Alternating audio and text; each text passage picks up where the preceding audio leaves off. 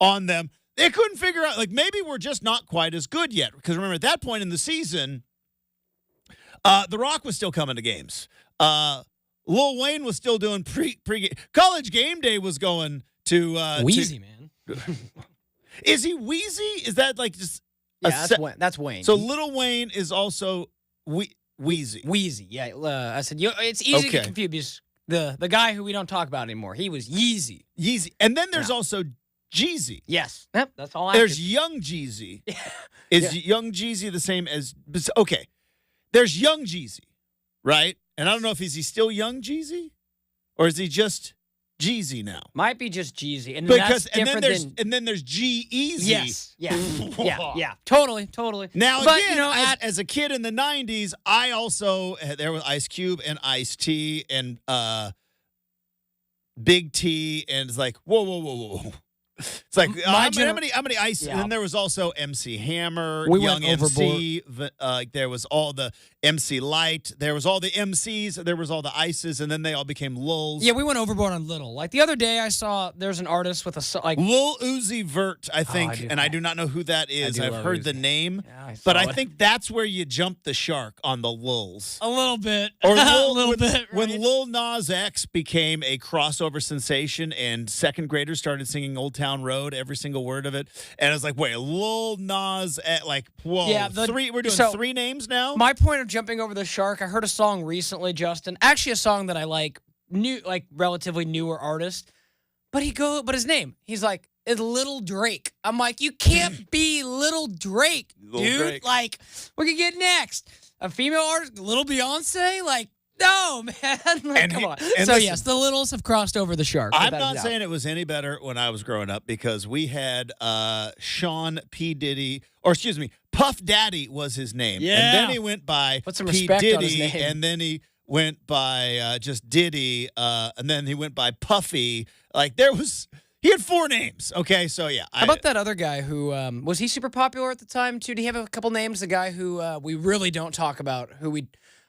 pretty sure in jail right now. R. Kelly? Yeah. No, he just had one name. Just one name? Yeah. Well, everybody knew his name was Robert Kelly, and he just went by R. But Kelly. Nothing just other than R. Kelly. Nah, sure. he didn't have 15 other nicknames. All right, Word. other things we're going to dive into. This Tom Brady thing's interesting.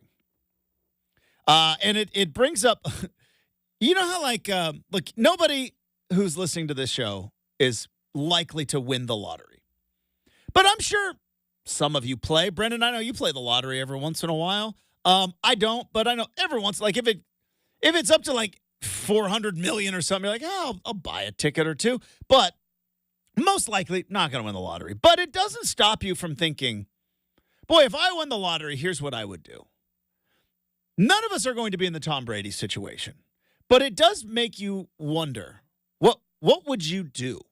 What would you rather do? Because the restrictions on Tom Brady as a broadcaster being an owner of the Vegas Raiders, the restrictions that are on him, I don't know if it's possible for him to be a adequate broadcaster with those kind of restrictions. Real quick overview, and we'll dive into this a little bit deeper later on in the program, but because he's an owner, he is subject to tampering rules. And while I can't imagine Tom Brady would care all that much, but let's just say that there is a player that the Raiders are interested in trading for. Tom Brady happens to be calling the game of said player. Tom Brady could tamper with the market of like, yeah, they think he's worth a first rounder. He's probably not. He's more like you can tamper with the market value. Also, for those that don't know, most of you do, because we have one of the, if not the smartest audience. I don't know it by a metric. I can just feel it. We do have the hardest working audience in all of radio because we love and respect all of you who are out there grinding it this early morning. But if you don't know, these broadcasters, all week for a game they are about to broadcast, both in college and in pros, they get behind-the-scenes access. It's like, boy, how do they seem to know so much about the game plan? The coaches told them. They go into production meetings. The coaches tell them what they're going to emphasize on on the offensive side and the defensive side as part of the game plan, and they know, shut up about it. You don't talk about it until the broadcast comes up, because you get a little, as a broadcaster, the TV networks are paying a lot of money. Broadcasters, they get a cheat sheet. They just do. They get a cheat sheet. Do you think, to that point, Justin, like, couldn't help but to think, you think Brady's going to color code his stuff and be a little Michael Scott? Green means go. Go ahead and shut up. Don't go there. Go ahead and shut up. Or, I thought it was green means go, as in don't go there. Yeah. Classic. Just so I know to go and don't say. So I know not to go there. Classic. But yeah, no, it's going to be interesting. It really will, because I mean, like I mentioned to you in our pre-show meeting, Justin, like, this is tough because it depends. Like, you've got the biggest contract I've ever seen on one hand from a TV. Yeah, it's over $100 million. And then on the other hand, we've talked about it, Justin. Do you know how exclusive of a club it is to be an owner of a professional sports team? Like, even partial, it doesn't matter. It is just ownership. Like it is such a rare thing. I don't know what his minority share would be. It's like 5%, 10%, so not a ton. Even still, but then there's this, which I find interesting. You only get the liquidity, saying business words today, the cash, shall we say, if the team is sold, right? Or you sell your shares to someone else on an approved sale or whatever. But you only get the money if you sell it. Raiders ain't going up on the market anytime soon. Yeah, I got a feeling the They're Davis. like a second generation. The Davises are not selling. They are not selling the Raiders. They just moved them to L.A. They just built a stadium. So there is something in terms of ownership, but you don't get any of that cash. So do you give up your 5% and go make your $100 million, and that 5% is probably worth a couple $100 million, and then you just sit on a big pile of cash? Or if you're like, dude, I'm Tom Brady, I'm already on a big pile of cash, and I want. But I don't know if you can. You are going to be able to do both. So we're going to dive into that. Brendan claims he crushed his fantasy football draft. I shall evaluate, even though I know nothing of fantasy football. That may be coming up in hour number 2. But if you were to look at the wine list of college football coaches, who is top shelf? Who is a good value? And what is bargain basement swill that you would never drink through a straw? That's next here on 620 Rip City Radio.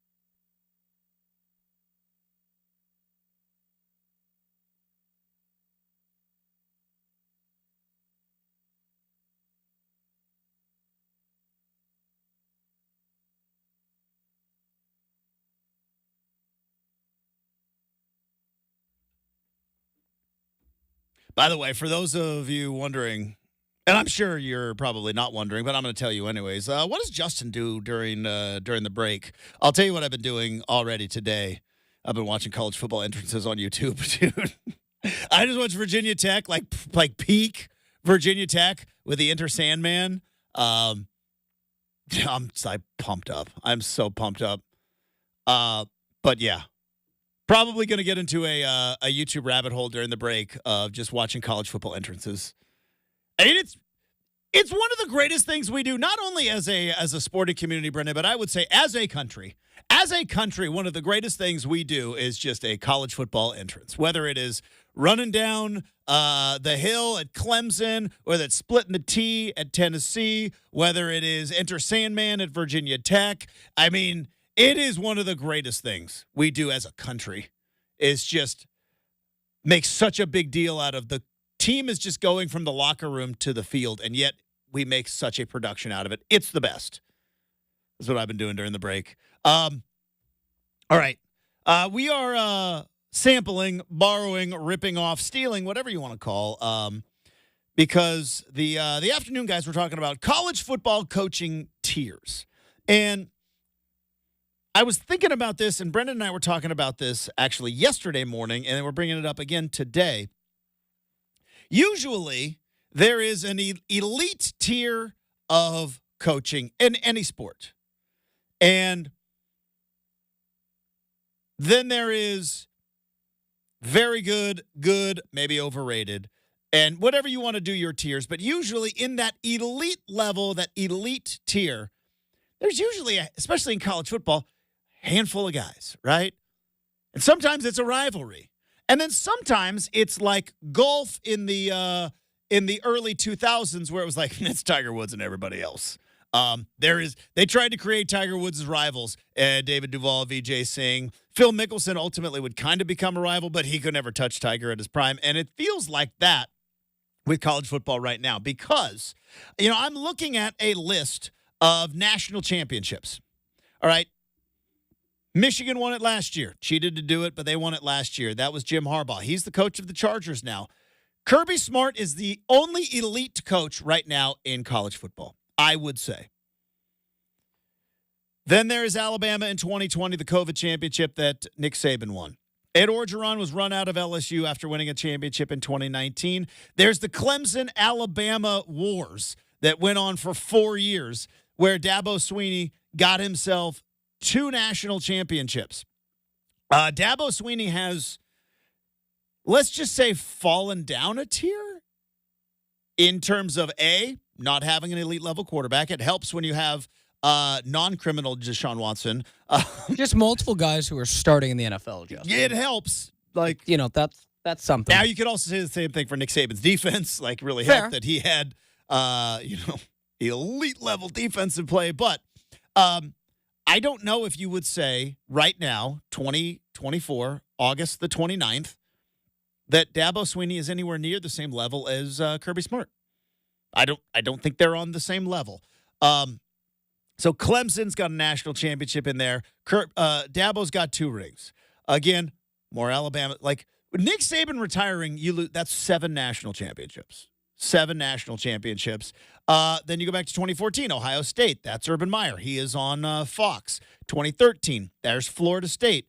That is Jimbo Fisher. He was just run out of Texas A&M. A couple more Alabamas in there. 2010, very familiar. I was at that game. Gene Chizik, boy, he got kicked right out of the club. Then there's Alabama again. Oh boy. Then you got Florida in there. There's Urban Meyer. Again, he's working on Fox. LSU, 2007. That's Les Miles. What's Les Miles doing now? I don't think he's doing much. Well, he was trying to do Kansas until we found some stuff about him. Yo, that's right. Yeah. He went into timeout. That's right. He did go into timeout, didn't he? Turned out I forgot about that whole. Also cost Oregon State a president too. So that was say, some nasty LSU stuff that came out a few years ago. That's right. He got put into timeout, and Kansas said, "Sorry, Les." Yeah, also, you're not bad stuff at LSU. So but yes, you're right. But he's not coaching. So think about that. other than Kirby Smart and Dabo, you have to get all the way down to 2005 Texas, coached by Mac Brown, who's still the coach at North Carolina. And again, not on the same elite level, but he's the only other coach that is currently coaching that has a national championship ring. Because then there's two Pete Carrolls in there. He was just fired by the Seahawks. There's a Jim Tressel in there. And then there's a Larry Coker. There we go. Now and also Bob Stoops, who retired a handful of years ago. There you go. Dude, shout out Larry Coker. There's man. 23 what a guy. Years, 23 years of national championships, Brendan, and we are down to 3. And you know what? I love Mac Brown. Can't make pro quarterbacks though. No, Especially with Jacoby Brissett winning the job this morning. Well, yeah, that was kind of predictable. Anyways, but still got that ring. That banner flies forever in Austin. That's still the greatest college football game I can ever remember. But that being said, isn't it kind of nuts? We're in an era where there's not a lot of national championship coaches. They crown one every year. Saban took 7 of them. Harbaugh took his ball to the NFL. A couple of them got fired. There's 3 in there from Urban Meyer. He's on Fox. And then there's Dabo. So let's get into our topic here, which, yeah, I just took 7 minutes to intro it. But I feel like if you were to get the wine list of college coaches, or let's say you're in the VIP, right? You're in the VIP and they give you, here's the list of champagne. And you're like, all right, I think it's the Cristal is the one that's at the top of the list. Cristal, Dom P, or the Ace of Spades. I would say Ace of Spades has always been a bucket list whatever thing they're for me. talking about in the rap songs. I told Justin changes I from like year to Hennessy year. for a similar reason. So, Dom P, oh yeah, solid. Ace of Spades, and then there's the Cristal. Top shelf, currently Kirby Smart. Is Dabo Swinney an elite college football coach still? Is he still elite? He's got 2 rings, puts guys in the NFL, still the favorite to win the ACC, will likely make the playoff. Now, they got Georgia week 1. Oh, boy. Which, again, if there ever was a year to play Georgia week 1, this would be the year, because Clemson, even if they get beat by Georgia like Oregon got beat by Georgia a couple years ago, you don't take any hits if you're Clemson and you get beat by Georgia in week 1, because you just come back, you win the ACC. Saying that like it's easy, but for Clemson, it kind of is. You come back, you win the ACC, you make the playoff, you make a run. Is Dabo Swinney elite coach? I don't know if he is anymore. As crazy as it sounds for a man that has 2 championship rings and played for another, it's kind of a prove that you know better than the rest of us, Dabo. Dabo was like, yeah, we'll do some NIL stuff, but I'm not bringing in transfers. I'm still recruiting high school kids. I'm just going to do what I want to do. All right, prove that it can work. Because Georgia, Ohio State, Oregon, Texas, Alabama, Ole Miss, Notre Dame, even Notre Dame, who was staunchly against transfers forever. You ever see Rudy? He had to make it by year 2. They don't allow upperclassmen transfers. Put in Rudy. No. Gosh, Dan Devine, man. He turned out to be such a villain in that movie, which is not even the truth. Turns out just done dirty. He was. Done absolutely dirty. Like, the real Dan Devine was like, yeah, Rudy was fine. Like, yeah. He's okay. I actually wanted him to play. I let him play. He's like, 30 guys didn't need to come put their jerseys on my desk. Yeah, which, by the way, my favorite Dan Devine quote of all time was, anybody that ever put their jersey on my desk would never get it back. Yeah, I remember that. He said, that never happened. Any player ever put their jersey on my desk, that would never happen. Also, by the way, I don't want to get onto a Rudy tangent, but it's college football season. If I'm like, there was a guy, because remember the whole point of Rudy was that there's you can only dress 60 players, right? Which now it's funny because you can dress anybody, especially any number at for home games you want. But There's some guy that did lose his spot for Rudy. Yeah, no, he did. Like, it wasn't Roland Steele who did the true. whole jersey on the desk because he got an interception against Georgia Tech, and it certainly wasn't Vince Vaughn. I forget his name in the movie, but it wasn't Vince Vaughn because he threw the halfback pass, which, by the way, no college football player would ever change the play, I don't believe. Who called that play? Especially a third-string running back, Vincent Vaughn. But Come on, Billy, we got to get the defense out here. Rudy can't play. There is some poor third-string defensive tackle who would have probably didn't play much but was on scholarship who's like, yeah, you don't get to dress against Georgia Tech. What? This is my senior year? Sorry, we're dressing Rudy. That little twerp? Like, he's telling his wife, grandkids all these years later, I was just an average guy at Notre Dame. Mm-hmm. Kind of a bummer, though. I got bumped down for Rudy. For Rudy. Anyways. That's hilarious. Absolutely hilarious. Okay, so Kirby Smart, I believe, is the best coach.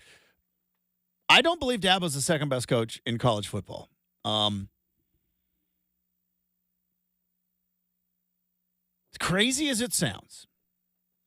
Because, again, usually you go by championships. And I'm going to try to eliminate Oregon. I love Dan Lanning. I don't want anybody else at Oregon. I think he's the perfect fit for Oregon. But to quote callers in the SEC country, he ain't won nothing, Paul. He hasn't won anything. He's got no conference championships. He's got no signature win, and he's clearly has a bowl win. Sure, has a Holiday Bowl and a win against Liberty. But in terms of the 2 years, and it's only been 2 years, Dan Lanning ain't beat nobody, Paul. He doesn't have a signature win. That you can't be an elite level coach if you don't have a signature win. You're an elite level recruiter, but you got to get a signature win. Maybe Washington. Just try it one time, coach. Let's just try it once. See how it feels. Let's try it on. Is Steve Sarkisian the second best coach in all of college football? Is Steve Sarkisian, if you were to have unlimited funds, Brendan, let's just say you created an app that made you $1 gajillion, and now you decide, you know what, I'm going to be the Phil Knight of Oregon State, and we are buying players, boy, are we. And you are going to go try to steal a coach, and Kirby said no. Who's the second coach you would be on your call list? You are super booster Brendan Slaughter, rebuilding the Beavs. We're going to buy our way into the SEC. Forget the Big 12. Who are you calling second if Kirby Smart says, no, I'm staying at Georgia? Is it Sark? Sark's one. There's three names that I'd consider. It'd be Sark, but I like Lane Kiffin more. Okay. And then if we're in a true make-believe, I'd say, hey, Lincoln Riley, you and the wife are moving to Corvallis. Ooh, so they would not like that. But again, we're talking in a truly make-believe world. No, this is a complete make-believe world, yeah. Yeah, but I don't know. I know Lincoln doesn't have like the it's the Heismans, right? It's just the fact that it's true. Like West Coast, like Lincoln has to be the if you and you can't disrespect Dan Lanning either, man. He's in that mix now. If you eliminate last year's USC, which was bad, right? They have 7 wins last year. That was Lincoln's worst as a coach. That's what I'm saying. If you just wipe out that 1 year, he might be the second best coach in college football. I also love because they won 10 games. Now it's a pretty embarrassing loss to Utah. Remember when Caleb Williams and he wrote the thing on his fingernails and they went and Utah just kicked the dog out of them. And they also missed Oregon on the schedule. Didn't have to play Oregon. Didn't have to play Bo Nix and kind of slid into that Pac-12 championship. But if you eliminate last year, the 2022 season for USC, Lincoln Riley might have been on this list, but you can't deny last year. Yeah, I'm like, it's true. I'm actually I might move Lincoln up, Justin, in the age of youth, as Lincoln is a cool 40, and Sark and Kiffin are both 50. So I'll take the guys 10 years younger, with a couple Heismans.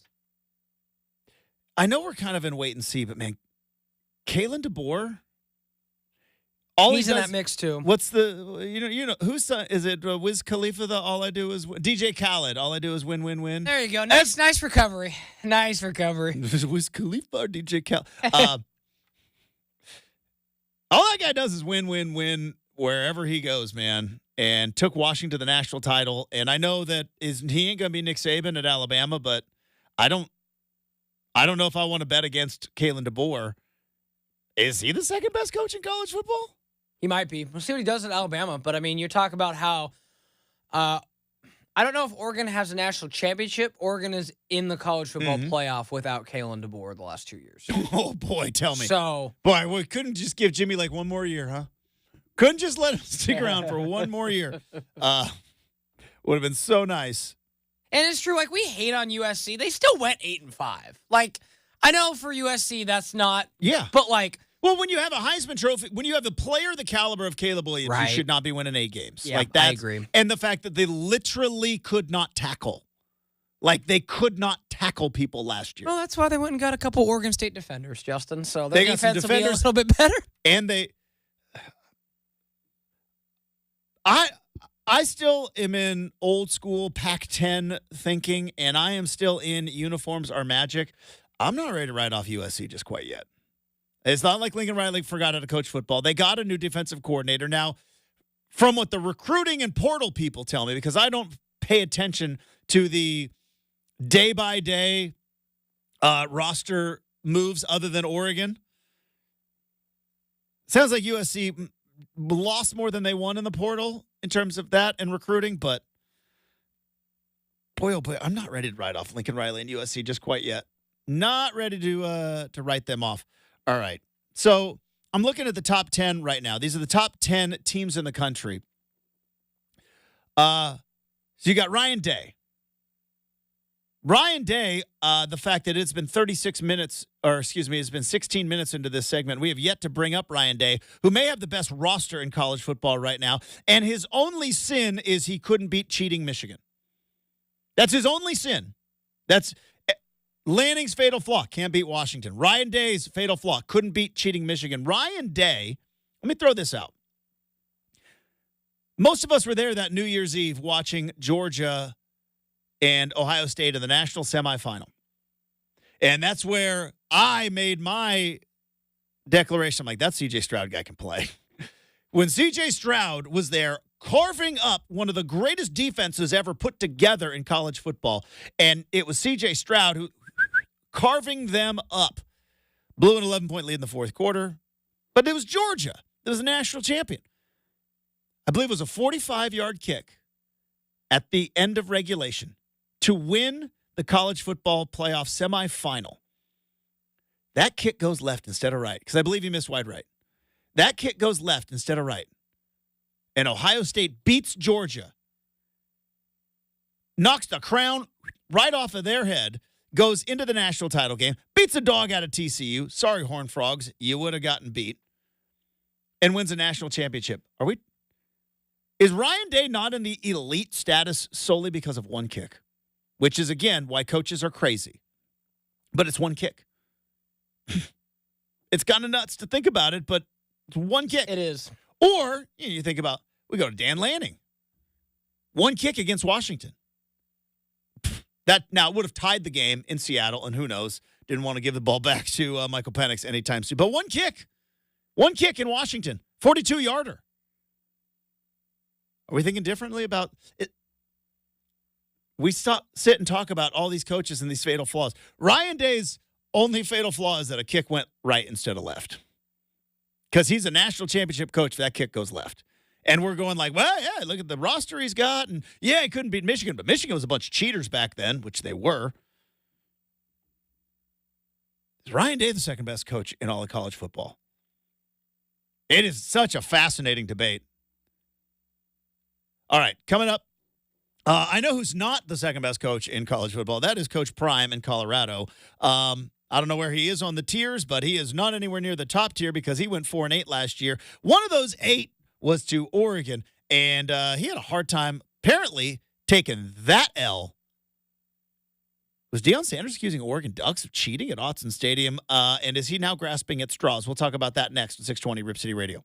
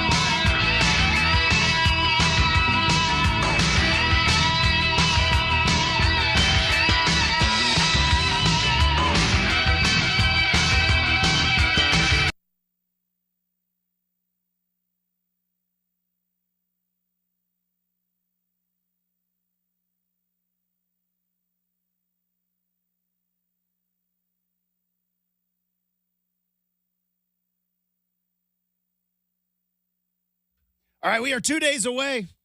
2 days away. A countdown that started in the triple digits back in the late spring has now worked its way down to just 2. That's also how calendars work, Justin. I understand. But we are 2 days away from Oregon and Oregon State kicking off their season. And obviously the entire state of Idaho is about ready to get a whooping put on them coming up in week 1.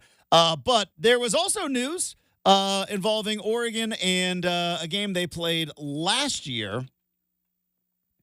Obviously, cheating very much on the forefront of the college football world after everybody seemed to be watching and reacting to the Untold Connor Stallion Sign Stealer documentary that essentially, if you watch it with any sort of objectivity, it didn't prove, but it's pretty well known Michigan totally cheated last year. Now, how much did the cheating help? Don't know, but they did it. Usually you don't do stuff if you don't think it's going to help. It's like all the steroid guys. Steroids don't help you hit a curveball. Then why'd you take it? Oh, it doesn't help you hit a 98-mile-an-hour slider. Yeah, but why'd you take it? Anywho. So cheating's on the forefront of the brain, and apparently found out yesterday that a certain particular college football program threw some allegations out there against my beloved Oregon Ducks. We talk about that now as we go on campus. All right, you all remember week 4, college football last year. All eyes were on Autzen Stadium as the Colorado Buffaloes were the surprise darlings of college football as they had rattled off a win against defending runner-up TCU. They had beaten Nebraska.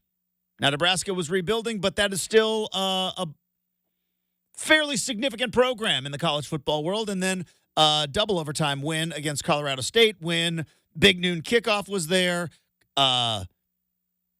First Take was there. McAfee was there. Game Day was there. Was it Undisputed? Every show was in Colorado.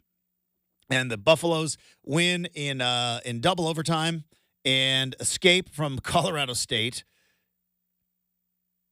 And now they're heading to Autzen Stadium. Here we go. All eyes are on this Colorado team. Ridiculous notions such as, do they have a path to the college football playoff? Does Shedeur Sanders, could he win the Heisman Trophy? And boom, boom, boom, 42-6. It was over very, very fast. It was over very, very fast. But remember, you got to remember the mindset of Colorado back then, because I think maybe, potentially, they, from Coach Prime on down, might have been believing their own baloney. I didn't want to say baloney, but I don't want to get fired. They might have been believing their own, what does Dion call it? Bull junk. That's what he calls it. Because there's only so many times you can hear Stephen A. Smith or Keyshawn Johnson or Pat McAfee or any of these guys start talking about, is there a path to the playoff for Colorado, where you don't start believing it? Man, maybe did we do it? Did we hack college football? And then that's multiple smacks in the mouth. Dan Lanning gives the greatest pregame speech of all time. Sorry, Newt Rockne, but Dan Lanning's was better. They're playing for clicks. We're playing for wins. How there isn't a shirt. But anyways, which is funny because it's coming from the ultimate look at us. We're playing. We want your attention program in history. I recognize that. How's that Big Ten Network stuff going on? I walked my parents through getting YouTube TV yesterday. That's how it's going. It was fun to we had my dad poked a little fun at it yesterday. My dad Comcast is taking some strays. My dad texts me and is like, because they had Comcast and they were gonna watch the Duck game, and he texts me, he's like, you need to help us get YouTube TV set up. I'm like, I gotcha. That's how it was going. That's how it's going. Anyways, so Colorado. You remember they were doing pregame? They were like stepping on the Oregon O, which, whatever. I've never been a guy who was like, oh, they defaced the O. It's like, whatever. It's a field of play. But Shiloh Sanders, other son of Dion, was like, oh, you're so small. And There was some trash talking, and then again, 42-6 was the final. Well, apparently after that, from Deion Sanders down to staffers, there was an inquiry because according to, Front Office Sports, which Front Office Sports, it's a fairly legitimate publication in the sports world, says that they reached out to the Pac-12 and they said, well, we've been seeing some unauthorized access to our practice film.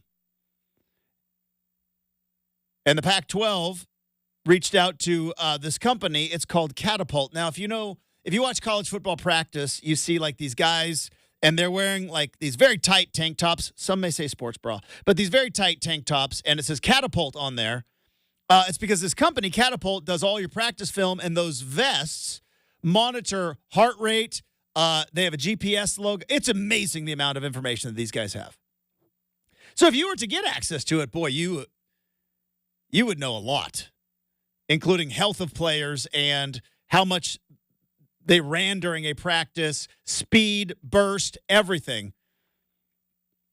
Well, Catapult came out and said, yeah, we did an internal investigation. There was no unauthorized access. You guys are just grasping at straws. You got beat 42-6, and you have no earthly idea how that could possibly happen. So you, in your mind, made up, well, they must have got access to our practice film.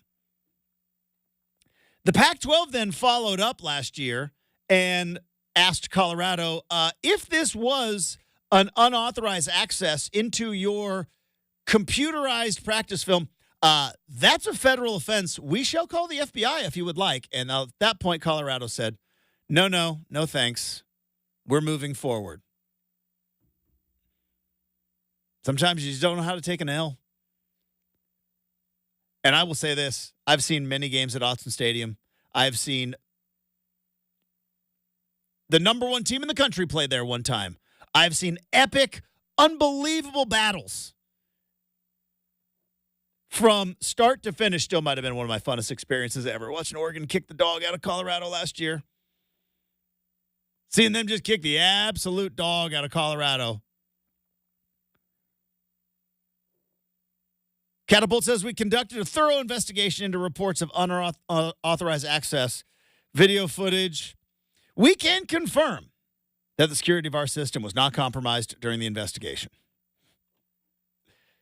Brendan, they believed so much that they were on their way to the college football playoff last year that there was no way a team like Oregon could just beat the dog out of them 42-6.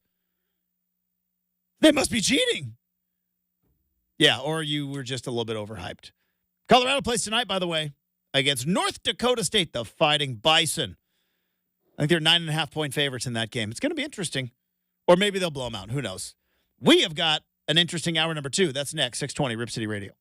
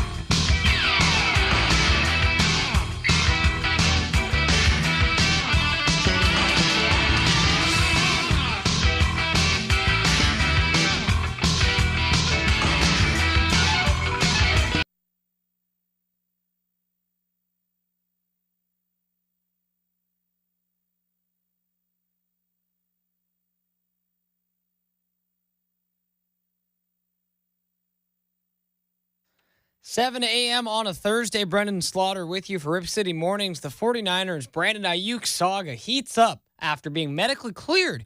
He did not appear at practice, which was the expectation of John Lynch and Kyle Shanahan.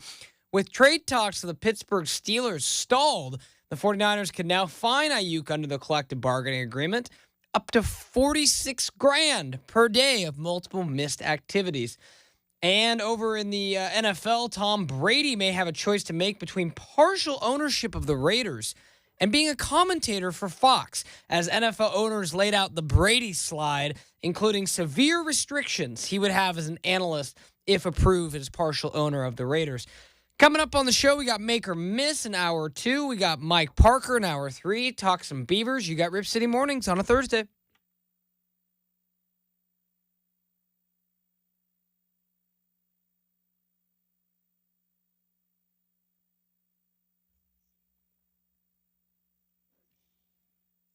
Hey, welcome back to Rip City Mornings, everybody. Hopefully you are having a fantastic Thursday.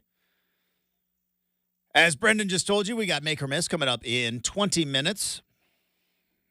Stuff we saw on the internet coming up in about 45 minutes.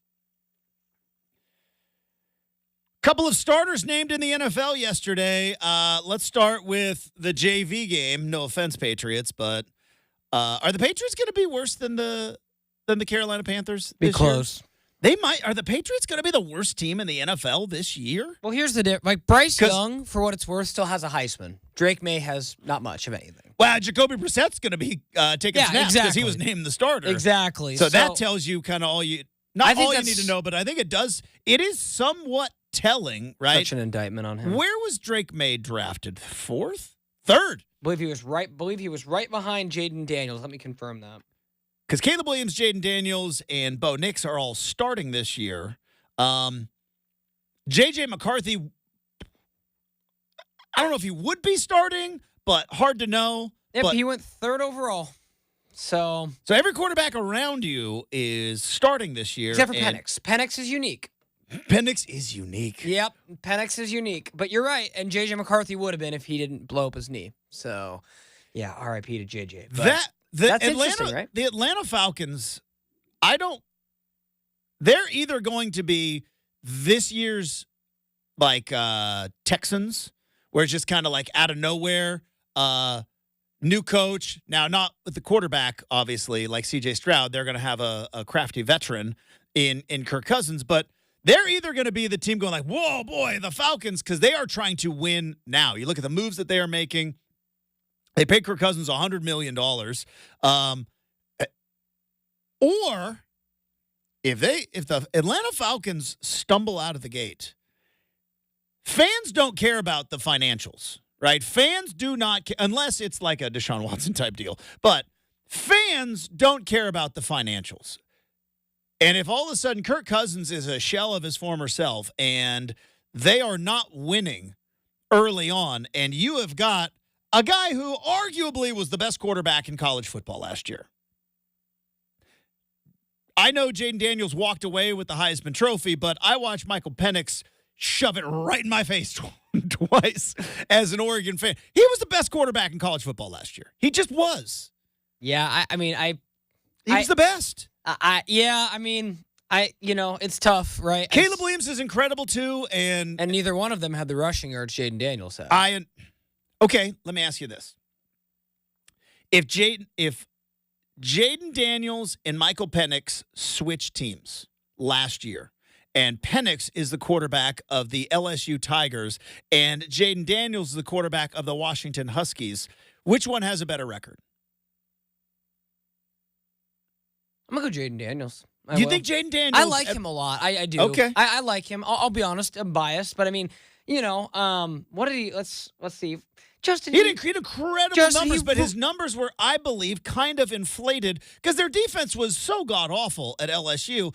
They were trying to come back in every single game. Yeah, it's incredible. Like everything. Their defense was so bad. It was, but again, and we don't usually think about that because LSU usually is the most smack you in the mouth defense of anybody, and their defense was awful. Yeah, I mean, just you look at the last 2 years, Justin. Not only did he have 6,000 passing yards, 50 touchdowns to 7 picks. 2,000 rushing yards, 20. I mean, it's insane when you think about that many rushing yards from a quarterback. I mean, is he going to be able to run like that in the NFL? I don't know.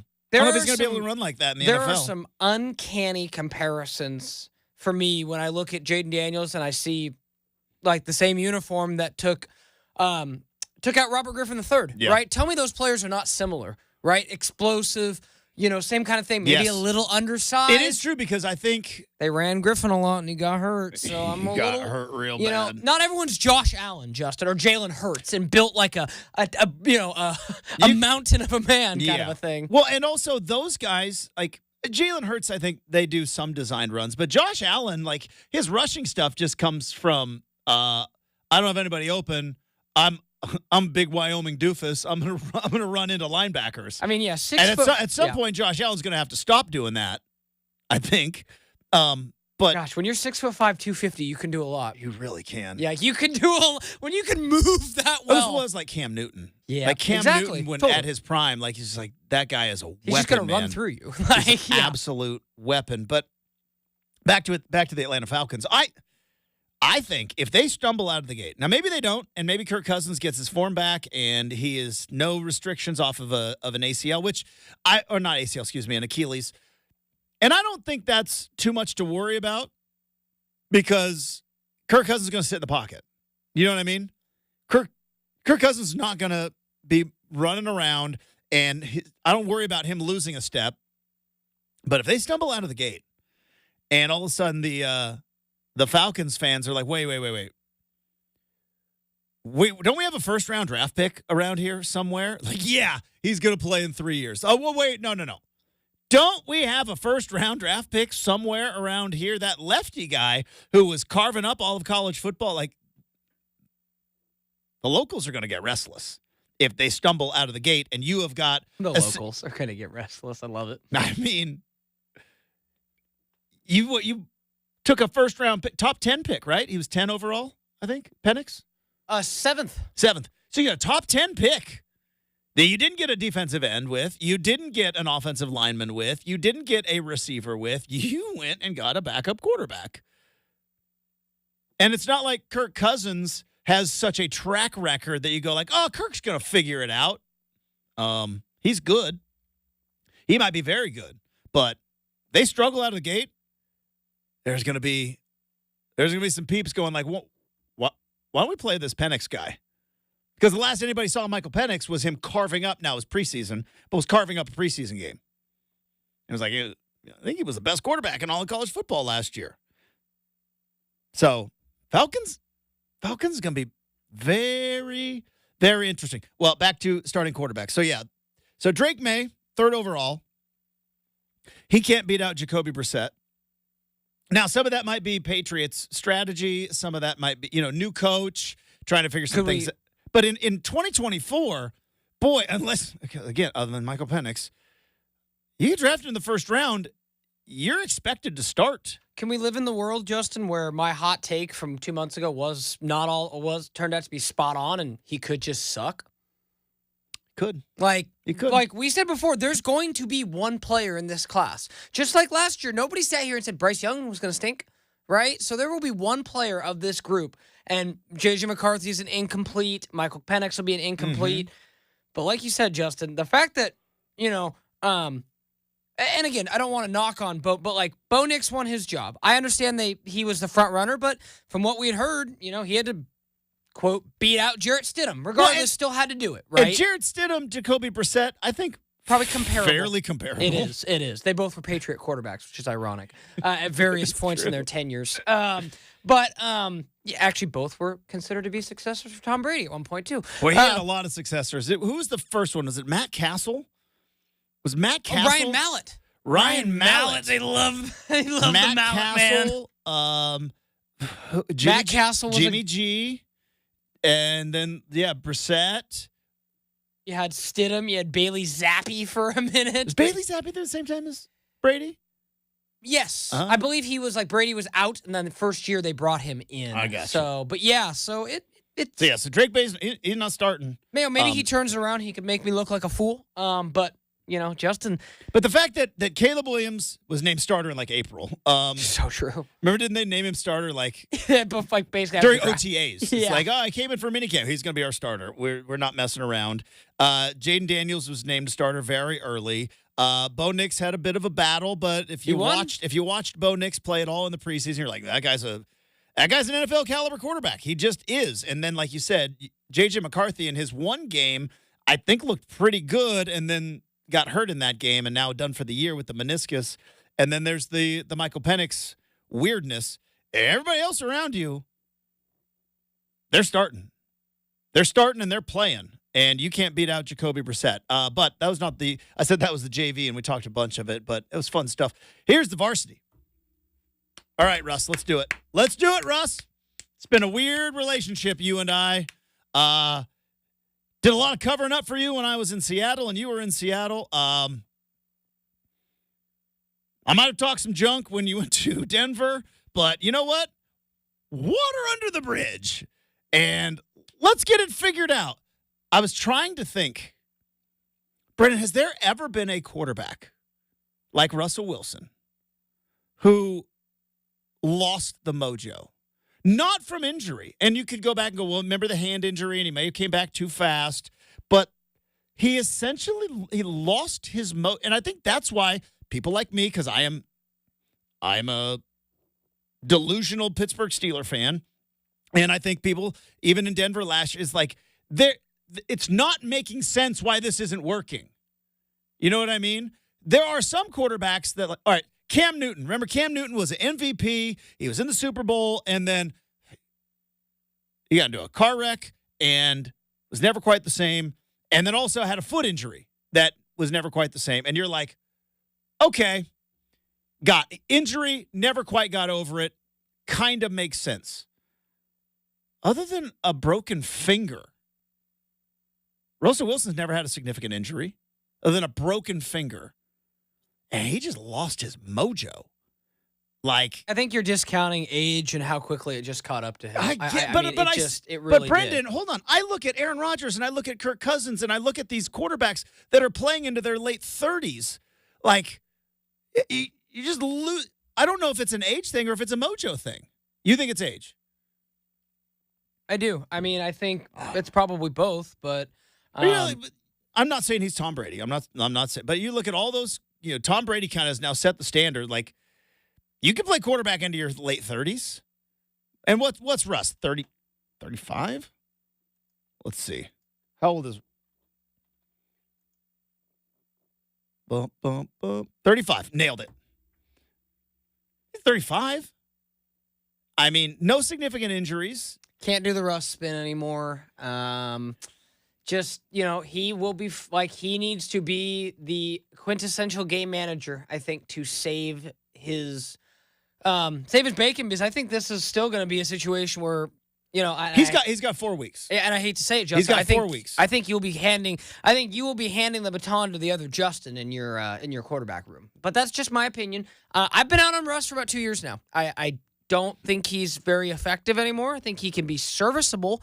But the Steelers, Justin, and I'm also biased because I want somebody who's going to get the ball to George Pickens a lot. Okay, well, they're going to try. So they'll definitely try this year.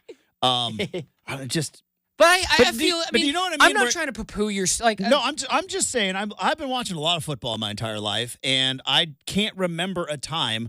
Sure, quarterbacks age out, but it's gradual. It's a gradual aging. He was that first half of the year before he broke his finger last year in Seattle. He was good. He was good. Then out of nowhere, he just stunk. Yeah, Joe Flacco is one that comes to mind. He was in the playoffs last year. After being on the playoffs last year. After being on the pine for how long, though, right? I understand, but I'm just saying it. But at the end of Baltimore, they were like, "Oh yeah, we're ready for Lamar." You know what I mean? But he was good enough to go and take the Browns to the playoffs and has a Super Bowl ring, obviously. Yeah. But Russ has got a Super Bowl ring. Someone like that kind of comes to mind. All right, coming up next, we have got Make or Miss here, 620 Rip City Radio.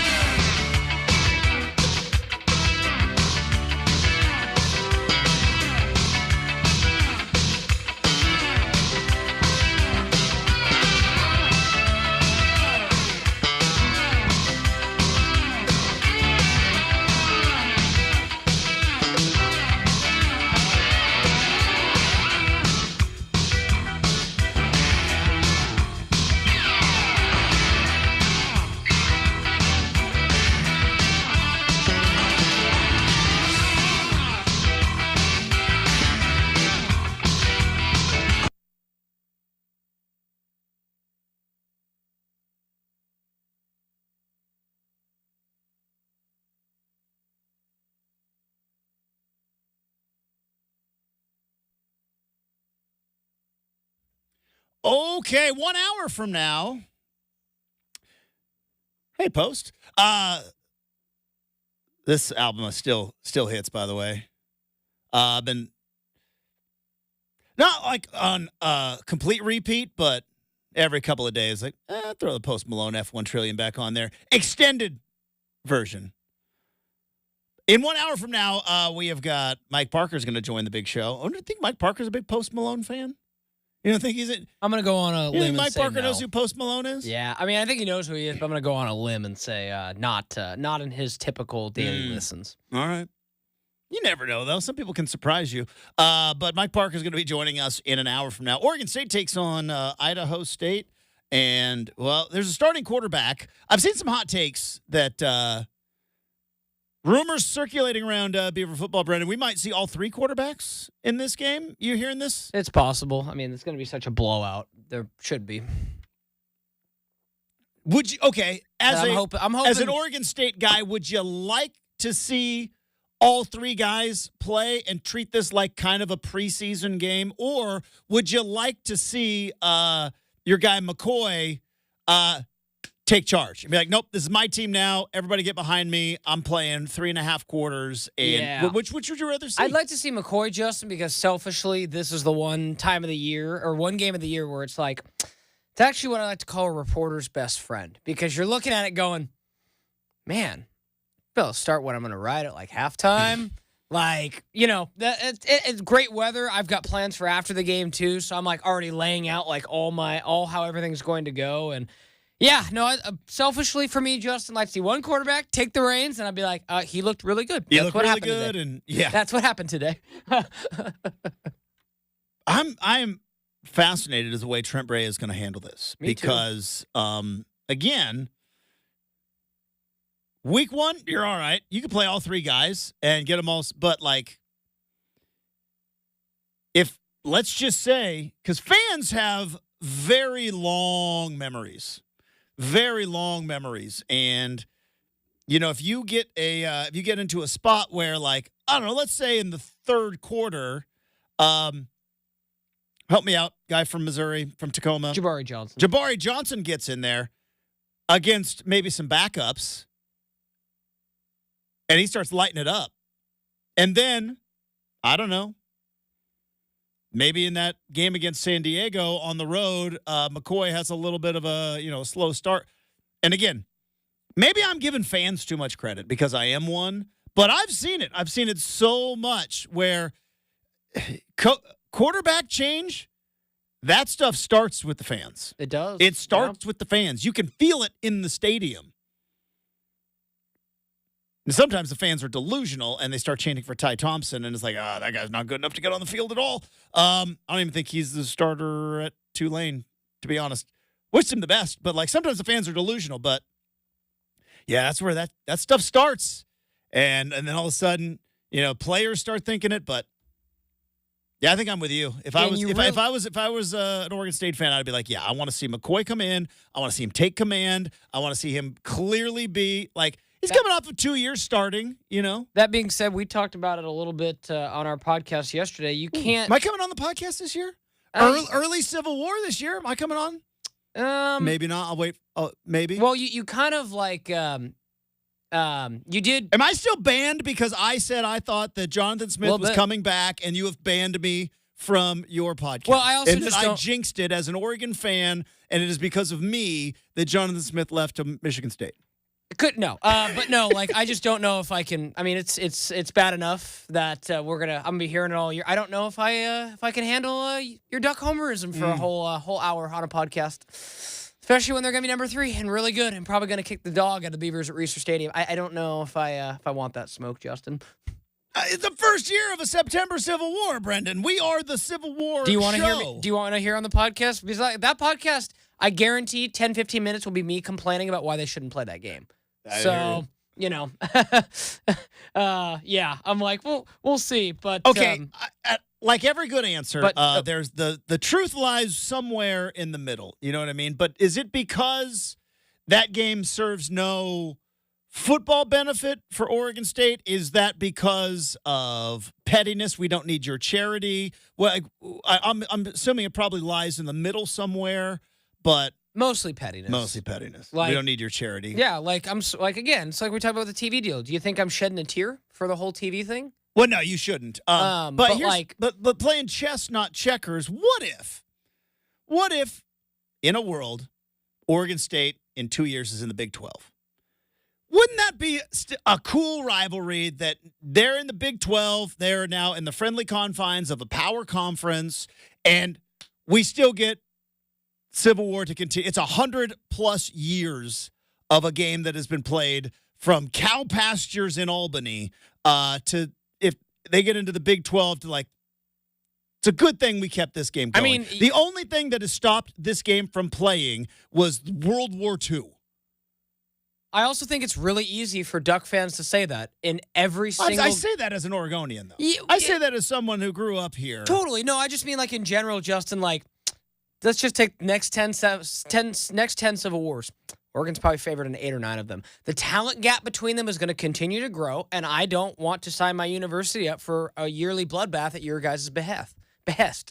And I just... Yeah, I'm I've seen it, Justin. I sat through it when I was in college when y'all beat Oregon State 8 straight times. And and then Oregon State was terrible. I get that. But, Oregon is continuing to go upwards. They are buying more players than Oregon State could ever dream of. Mm-hmm. So why would we play ourselves an unequal loss every year just to get your excuse me check? Nah, I'm good. The idea that the thought that maybe, just maybe, in the year 2000, or in the year 2007, or in the year 2021, or in the year 2020, where you could just go yeah, we ruined your season. And you guys love green and yellow tears more than anybody. But now you've almost been hey, when we moved, maybe it gets played, but now you're hey, Purdue, you can ruin our season. That, now you got your Big Ten teams that can ruin your season. You and all your Big Ten friends. Like I said, I say that, and it's the financial reasons for why Oregon State has to play that game, I guess, are understood. But yeah, I've always just said, should have taken a 3-4 year break, see if we missed it. And if we missed it, well, bring it back. But there should have been like the McRib, Justin. Take it away so you know what it's like to not have it. And then maybe we can come back to the McRib away. So that's my TED Talk before we open up Make or Miss on the Civil War. What is the thing that they used to take away at Taco Bell that everybody got all mad about? Oh, the Mexican pizzas. Mexican pizzas. They're back now, though. I think it's a permanent menu item now. Well, exactly, because they took it away and they realized, you know what, better together than apart. You know, the McRib ain't ever going to be permanent menu item, Justin. It is funny, though, the Mexican pizza. Taco Bell, everything is the same. It's just different shapes, right? Everything at Taco Bell is the same. It's just different shapes.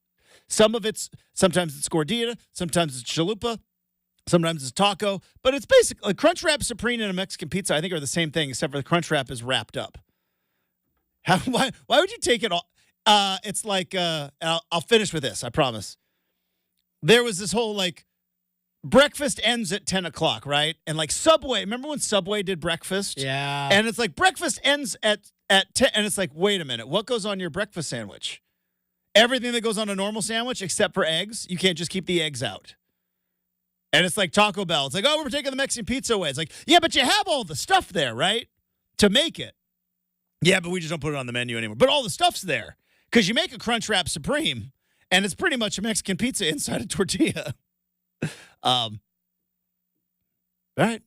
So I'm not getting on the podcast. I got it. No problem. Hey, no hard feelings. We'll circle back. I understand you've got another audience to serve at sometimes. There's outside of this particular show. It's true. You have gotten a few thoughts from Beaver fans. They love me. They love me. They love me.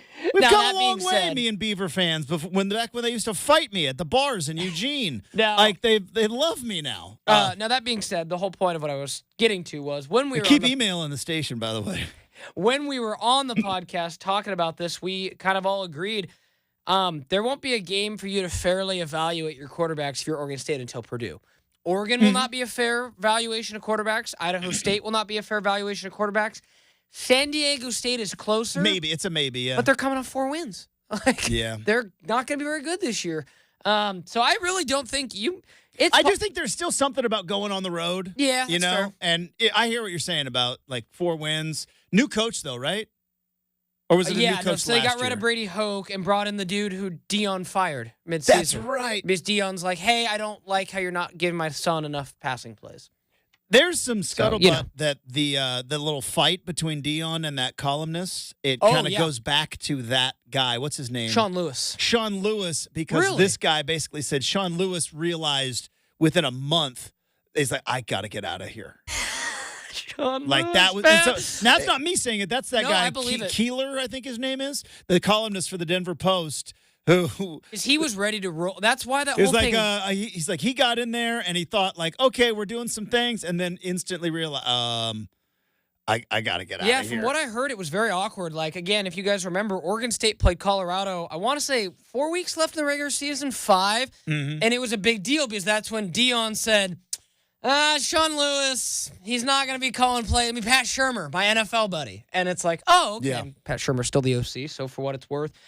And I just wonder now, Justin, San Diego State. Yeah, but the Lewis guy's now a head coach. Well, right. And he wasn't good enough to call your plays at 4-8. Right. Got So it. I just wonder if, like, Okay. somewhere along that lines, based on what you were saying, Justin, Sean Lewis is like, hey, San Diego State, I hear you're going to get rid of Brady Hoke. Let's start our courting process already. Yeah, so I guess that's where the little tiff started, was the reports on the fact that Lewis I'm there for all that, Lewis man. was like, this is an S show. I got to get out of here. All right. We have that was entertaining filibuster, if anything, though. Let's get to make or miss.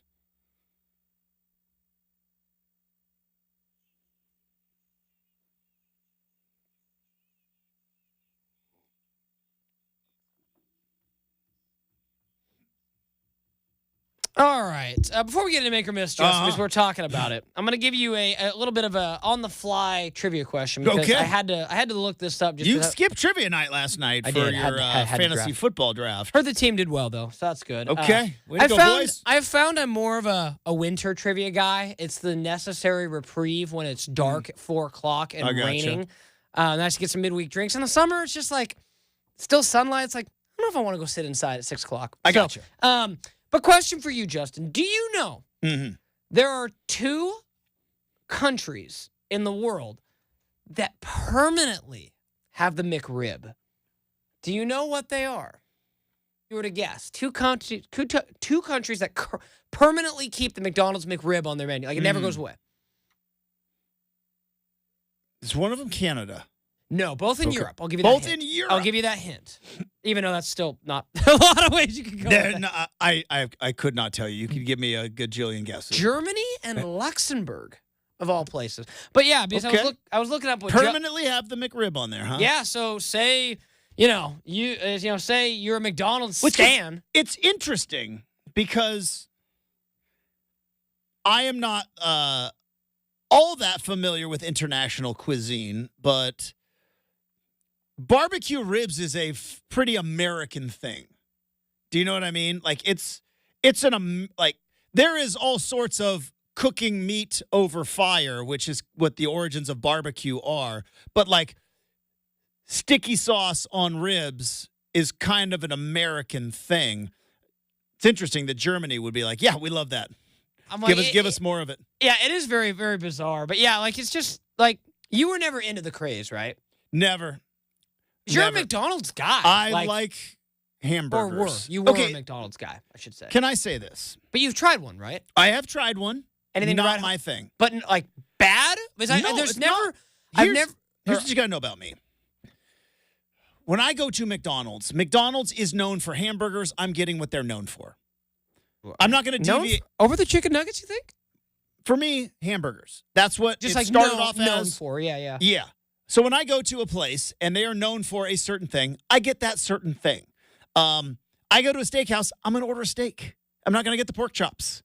Pork chops might be delicious, but I'm going to get the steak. I go to a seafood place, you know what I mean? I'm going to get. So when I go to McDonald's, on the rare occasions that I do, not that there's anything wrong with it, I wish I could. It sits with me for a while. I'm going to get the quarter pounder because that's what I want. I want that quarter pounder, baby. Well, and I'm gonna get those fries. And I'm gonna get those fries. From what I've heard, the quarter pounder is the only burger they make to order. So that's the other part of it too. Everything else, there's a 50-50 chance that patty's coming out of a warmer, right? So yeah, I don't even care about that.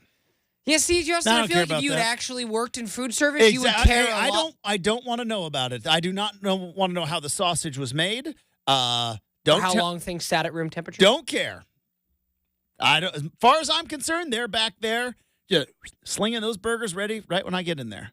That's all I'm going to worry about. But I keep ordering the quarter pounder, so. Also, my wife always orders chicken nuggets, so it takes us forever because they got to cook the chicken nuggets to order. Because that's the other one, right? Because I don't think you can't keep nuggets in the warmer. You know what I mean? Those things go bad fast. I mean, you do. Like I said, they can. Everything can be kept in a warmer, Justin. Like I know. Maybe just hit them with that deep fryer, just one little on the way out. And I know you've been into a McDonald's and you see their giant fry vat where they keep the fries and slide them into. When was the last time? This is the greatest make or miss we've ever done. When was the last time you have eaten at a table in a fast food restaurant? Like you went in, ordered, got it on a tray, went to the Formica table and sat there. Good question. Yeah. I usually am more of a fan of eating in my car because if I eat in my car, everybody is now, right? Yeah. I can sit there and pop something on my phone and watch something and not all that. That being said, not too long ago, went inside of Popeyes. Ate inside of Popeyes when I was just going. I was off to go meet up with my brother-in-law and sister. Had a few minutes. I'm like, all right, I'll go eat inside or whatever. But kind of, I would say for the most part, pretty rare. Like I think for me, it's been over 15 years. 15 years since I've actually. We don't count like a Local Boys, right? We're talking true fast food where there is a drive-through option. Yeah. Like I've been inside a McDonald's because the drive-through line is long and I'm like, I'm just going to hack this. I'm going to walk in. I've done that before too. And that never works. But like ordering it, because when I was a kid, we did that every day at lunch. We did that. We would go and we would get our Mickey D's and we would sit there and eat at McDonald's. I don't know if I've done that. It's a great in like 15 years. So are you that this is actually, we're going to stumble into another awesome mailbag part, Justin. Are you one of those people too? So like, say you see the drive. So I've got a buddy like this too. Like, say we're in the car together. We see the drive-through line is longer, and you could infer in your head and go, it's probably quicker to go inside. I've got a buddy who every time is like, no, it's more hassle to do that. Just like, for me, I'm always looking to save time wherever. So I'm like, if I'm going to save a minute to walk inside, I'm going to get my butt out of the car and walk inside. Yeah. Kind of okay. Like, as crazy as it sounds. Hypothetical. Shoot. Pretend like this, I'm talking to your friend who is this way. Because this is the conundrum that I have. Not with fast food, but like when I go to Starbucks. So I go to Starbucks, mobile app all day. Pop it in the mobile app, try to time it out. But here's the problem, right? There's only one lane at the drive-thru. And you can either park, walk in where your stuff is probably done and sitting there, and you know it's going to be faster, or do you risk it? And because the risk is it takes one car at a Starbucks drive-thru to ruin it. To order 17 drinks, all with ridiculous customizations, and now you're sitting behind that car. I always, like, mobile app, unless I am the only car in the drive-thru, I go in every time. I mean, it's true. I mean, and I've been stuck at the drive-thru sometimes recently where I'm like, I should have got my butt out of the car and gone inside. So, but yeah, I got a buddy who's always like, don't want to upset the apple cart, just like we're already in the, thinking of going through the drive, and I'm just like, nah, bro, you can save 2-3 minutes. I know I'm a little psychopath. Some people it's nails on a chalkboard. Some people it's dripping water. For me, it is sitting at a drive-thru that is not moving, that I am stuck in. I'll give you the military codes to get out of it. I will give up the nuclear codes right now to get out of it. Hey, great make or miss. One of our best. We have got stuff we saw on the internet. Wrapping up hour number 2 next. 620 Rip City Radio.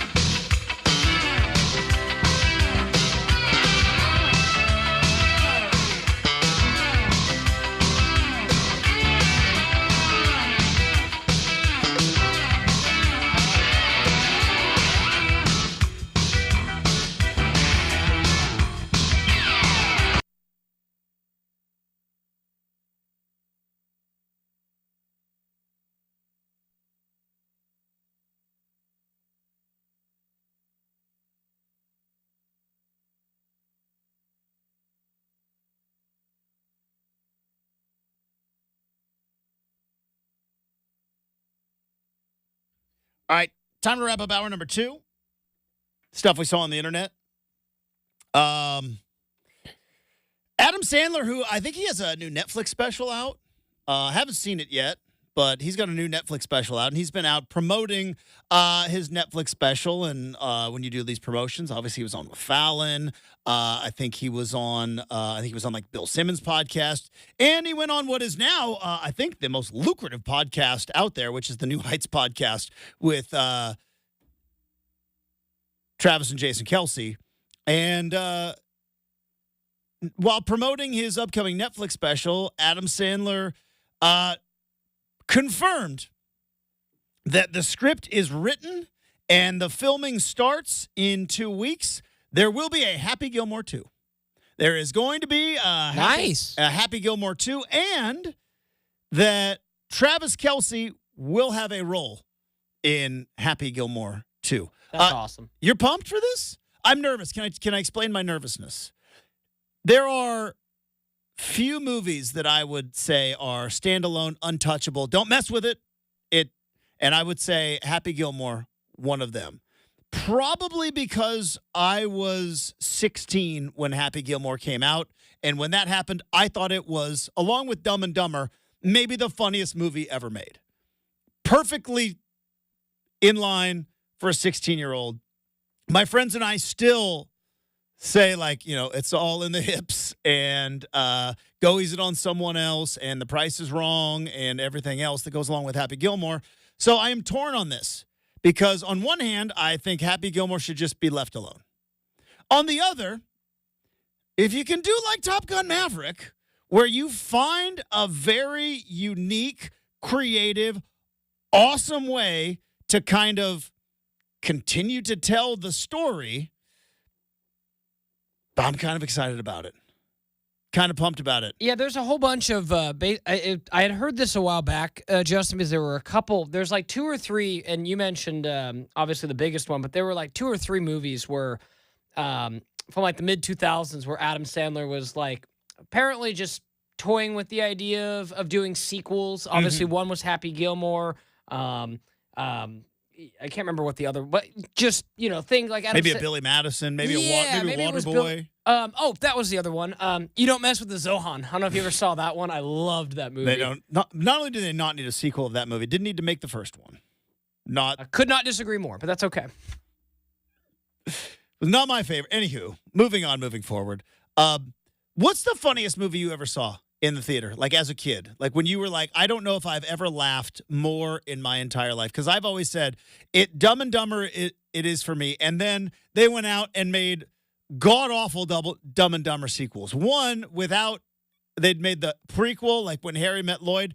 That was terrible. And then the Dumb and Dumberer, which was not funny. There were parts of it that was funny, but didn't need to be. Dumb and Dumber, funniest movie I ever saw in the theater. Happy Gilmore's one of those as well. Funniest movie you ever saw in the theater. Like most you've ever laughed first time seeing a movie. Either one of the Jump Streets is up there. 21 Jump Street. And then 21 Jump Street was really funny. I'm going to go with my top and still the movie to this day that still is just absolutely hilarious is This Is the End. This Is the End was funny. I wasn't prepared for the weirdness. Neither was I. But so, no, just like a lot of people did because it was like a comic strip, like joke. Okay, yeah. And but I was not prepared for the weirdness. Oh yeah, I thought it was just so cool, getting to see that movie as young as I did, and it's like, oh my gosh, that these dudes are all calling themselves by their real names. You don't even know what gluten is. Yeah, I do. It's anything bad. It's anything bad. It's the gluten. Yeah, I'd say probably that comes to mind as just a hilarious. I'm gluten free now. You don't even know what gluten is. I don't know why that one sticks dairy. out. That's a gluten. Like, okay, yeah, sure, Seth. Classic. But yes, that got really weird at the end. It is a very weird finish. But yeah, I'm nervous about this. Now again, Dumb and Dumberer or whatever that was 30 Dumb years and Dumber 2 or whatever it was, like Dumb and Dumber 2. Yeah, whatever the new one with actually Jeff Daniels and Jim it was Carrey. Like 30 years later, man. What do you expect? But this is going to be 30 years later as well. 30? Yeah, this is 30 years later. Top Gun Maverick was 40. Top Gun Maverick was 40 years later. That's special, though. That's what I'm saying. Yeah. That's where I get a little bit nervous. But on the other hand, Dumb and Dumber 2 or whatever it doesn't ruin the first one, you know? But I don't know. I don't know if I'm ready to see Happy Gilmore in a movie that I don't like. But I'll definitely go watch. I'm definitely going to watch it. I'll stream it. Speaking of movies you need to watch, Justin, Mall In on Horizon. Watched it on Max over the weekend. Forgot to mention that to you. Kevin Costner cowboy movie that ruined the movie that ruined Yellowstone. Solid. I watched it, and at the end I'm like, a little slow, but I see why it was important enough for him to walk away. Like it is. I'll say this, and I thought to Justin like. I thought it was going to be a giant kind of middle finger at Taylor Sheridan. It's a very different type of filmmaking, Justin. Like it almost you would know this because obviously much more relevant. It's kind of got some Dances with Wolves vibes as far as just like a true like epic story. So it's really long and kind of boring in the middle. Yeah, there were some boring parts. Yeah. But there were also some holy cow type parts, Dances with Wolves, again, that movie could have been an hour shorter. I mean, it really could have. I know, it's important and all that stuff. And I remember maybe it's because I was in middle school when I watched it, but like that movie could have been an hour shorter. And it would have been so much better. So this is what, Justin? I was sitting there and I'm like, okay, I think I'm all in. Oh, only 3 more parts to go. Yeah. So there's that too. Do you see I think it's just stupid internet stuff, but they're saying Kevin Costner might be sneaking into Yellowstone. That'd make my fall, man. Like if you imagine this whole time it was just a ruse. I don't think it is. I think it's internet rumors. But if this whole time it was just a ruse, it's the hardest. And then they've somehow managed to sneak Kevin Costner into Yellowstone without anybody. There's no way you could do that, though, without somebody finding out, you would right? think it would get leaked by somebody. I would guess someone's been tipped off, but here's my worry. But there's these conspiracy theories from, like, the trailer, and they're like, that. There's Kevin Costner, and that's not a scene that he was in before. It's not so. It's true. Now, but they have stuff from the cutting room that they can probably I'll say splice this in there too, though, Justin, and just the shows that I've seen, most notably when they had to do it for House of Cards. It is maybe tantamount to the worst thing you have to do when you have to kill off your main character and he or she is not there to film it. So, like, again, House of Cards. Oh, Kevin Spacey's gone. Yeah, we're just gonna say he died off screen. It was horrible. Yeah, I never watched it. So I watched House of Cards, but when Kevin Spacey got put in timeout, I was like, all right, well, House of Cards is over. Yeah, it just is. I'm not gonna watch it. You didn't miss anything, Justin. Might have been a worse finish than Game of Thrones. By the way, tip of the cap to our listener, Comanche Rip City. Naked Gun movies, hardest I've ever laughed at. Dude. The juice. Gotta love it. Gotta love it. See, every time I think of it, I just think of OJ, man. Just OJ, man. It's weird because, like, OJ murdered 2 people, but I still can watch Naked Gun and be like, that's not OJ, that's Nordberg. It's also very funny and kind of ironic that in the movie, Reggie Jackson tries to kill the Queen of England. And it turns out if there was ever an athlete who was going to murder someone, it was OJ the whole time. It was Nordberg. Dude, Naked Gun. So, there's jokes that are going through my mind right now, and I'm like, nope, can't say that one. Can't say that one. All right, coming up, hour number 3, Mike Parker's going to join the show, RCM Mailbag. Boy, what a conundrum for Tom Brady. We'll tell you what that is next, 620 Rip City Radio.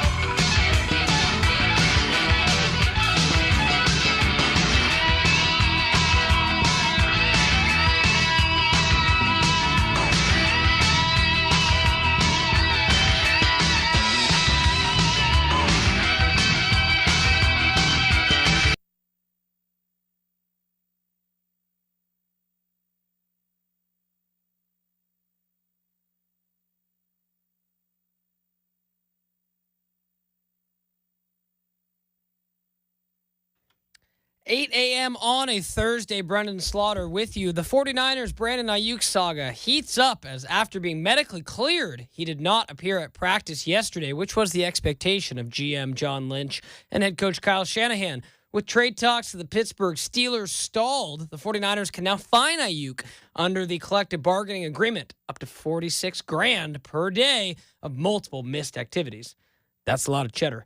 And Tom Brady may have a choice to make between partial ownership of the Raiders and being a commentator, as NFL owners in the offseason meetings laid out the Brady slide to other owners, saying that Brady would have severe restrictions being a commentator for Fox should he get a percentage of the Raiders. Coming up in 20 minutes, we're going to catch up with Mike Parker, talk some Beavers. You got Rip City Mornings, Hour 3.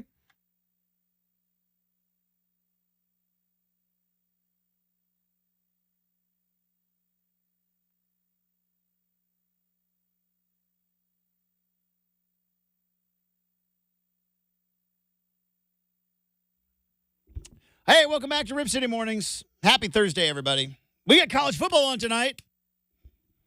Utah taking on Southern Utah tonight. Probably time for me to get some live TV. There you go. Yeah, I think so. ESPN, 5 o'clock our time. North Dakota State taking on Colorado. And I think the only Power 5 matchup, North Carolina and Minnesota tonight. PJ Fleck rowing the boat there at Minnesota. And you got North Carolina with Mac Brown. Minnesota's an interesting team. I think when you look at the Big Ten, Ohio State and Oregon are right there at the top. I think Penn State is very close. We'll find a lot out, I think, about Penn State. Penn State's got to go to West Virginia. West Virginia won 9 games last year. They're not like I think anywhere in the realm of competing to go to the college football playoff, but they won 9 games last year. West Virginia is a tough place to go in and get a win when they're good. We're going to find out some stuff about Penn State coming up this weekend, but I think right now, before we even play Big Ten games, Penn State on paper, not quite to the Oregon-Ohio State level, but probably the closest. Then you've got Washington, Michigan, with new coaches and new quarterbacks. And then you got Wisconsin in there as well. I think those teams are all very good, maybe not elite. And then you've got some teams in the Big Ten, and Minnesota is one of them where if you don't show up ready to play, they're going to beat you. You know what I mean? You got Minnesota in there. You've got, I think, Nebraska is in there. Crazy as it sounds, Rutgers is a team that if you don't show up ready to play, like, I'm not the biggest Greg Schiano fan. Think he's kind of a scumbag, but that being, he's a good football coach. But Rutgers, there's 3 or 4 teams in there. I think Maryland might be one of those teams as well. Not worried about Purdue. Purdue might be the worst team in the Big Ten. I'm glad we have them on our schedule then. All the Big Ten teams Oregon State could play. What a good year to play Purdue then. I think Purdue might be the worst team in the Big Ten. That's helpful. I appreciate that. We'll see. Indiana's another interesting team, and you might be saying, Justin. Kirk Cignetti, right? Indiana, yeah. So JMU, everybody remember JMU last year? JMU. They got game day. I know Brendan remembers JMU. Kirk Cignetti, like, that dude wins everywhere he's been. And not only did he come over from JMU to take over Indiana, he brought like 11 guys. Fair. With him. So, and I don't know if you can go from JMU to the Big Ten, but again, Indiana will beat you. And I know you don't want to talk about it, but Michigan State's a wild card, right? Michigan State's a wild card. I don't think they're going to be very good. Hopefully they're so bad the fan base starts to turn on each other. But Aiden Childs is a good quarterback. You know?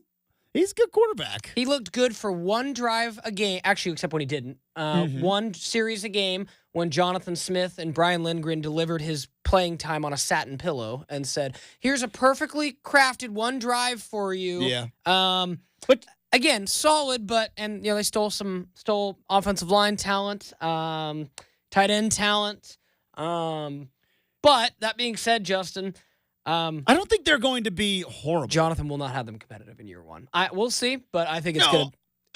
Even if you're 4-8, though, like, again, you got to find those 4 wins somewhere, and that's where I think Minnesota, Maryland, Rutgers, Nebraska. I think they're all kind of, maybe even Indiana. I hope Oregon hangs a 60-piece on them on that Friday, Justin. They're all kind of in that weird space of like, probably not all that worried about having them on the schedule. But if you show up and you turn the ball over 3 or 4 times, especially if you're on the road, they can beat you. I think Northwestern, by the way, would they win 7 games last year? Because they actually went from 1-11 to 7 wins, more than just 4. That guy didn't get talked about as coach of the year, though, does he? They won 7 games last year. Playing in a temporary stadium, but yeah, I mean, there's some teams in the Big Ten that if you aren't showed up, ready to play, they're capable of beating you. And I think Minnesota might be one of them. PJ Fleck, what an interesting character. He was the hot name for a while. Once. Hot name for a while. And then he's just like, yeah, I'm just going to be about 8-9 wins every year at Minnesota. And I'm going to just be okay with that. So anyways, that being said, there's college football on tonight. I'm definitely going to be watching. I'm pumped up for that. This Tom Brady story is fascinating. So Tom Brady, before he was ever even done playing, agreed to a broadcast deal with Fox. Now, the deal is 10 years, $375 million. $37 million a year, 37.5, I should say, $million a year to be on the Fox lead NFL broadcast each and every Sunday, which I would imagine for Fox getting the greatest quarterback of all time, the winningest quarterback of all time, and a huge guaranteed lockdown Hall of Famer to be a broadcaster for you, probably a bargain at $37.5 million a year. But that wasn't Tom Brady's only financial interest, because Tom Brady also is currently still trying to buy 10% of the Raiders. Owners and league executives have had some questions about the selling price, so that led to an inquiry. But now we have found out if he is going to, A, own part of the Raiders. Now, is this only if the ownership goes through? This isn't like a... He hasn't even been voted on. He needs 24 or 32 owners. Yeah. So but if that were to happen, Brendan mentioned in the update, severe restrictions. Here are the restrictions. Actual real things. He would not be allowed in any team's facility ever that is not the Las Vegas Raiders. And we talked about it earlier on in the show. That's a pretty big deal. He would not be allowed in any other team's facility. Clearly would not be permitted to witness practice and would not be permitted to attend broadcast production meetings. Now, if you are Tom Brady with the amount of football knowledge that you have and the amount of homework that you could do just watching film, I don't know how much the production meetings are going to help you. I think the football knowledge that you already have, I don't know how much you need in those production meetings, but it's still a pretty significant restriction. So no production meetings. Now, everybody else in the broadcast can go and could maybe fill him in. Here's the big one, though. I think more than the production meetings, the big one, prohibited from publicly criticizing game officials and other clubs, while Brady, in theory, could state that he disagrees with a call in the air. He would be subject to fines that other broadcasters are not subject to, and even a suspension if he went too far. See, this is where it gets, what's too far? Oh, you can't make that holding call in that situation. Is that too far? This particular crew seems very flag happy today. Is that like, who decides if it's too far? Which we all know. Ultimately, Roger Goodell decides. But also, you can't criticize other teams. Now, you could state, that's a bad play call in that situation, but what if what if you start talking about, this has been a major problem for, I don't know, this has been a major flaw for the Green Bay Packers for years and years and years. Is that too much of a criticism?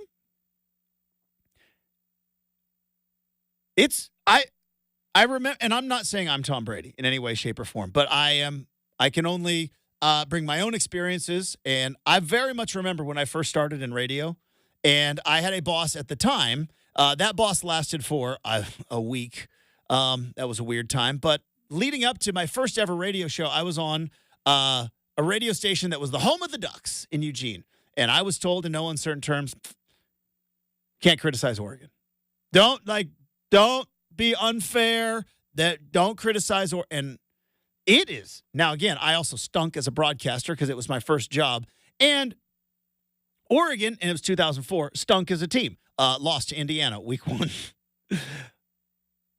But it's a weird thing when you have absolute restrictions on you that could. Now, again, is Tom Brady worried about money? Probably not. Is he worried about being suspended? He would have to say something truly out of line, I think, for Roger Goodell to come in and suspend him. But if you are remember, Tom Brady's never broadcast before. He's a really good quarterback.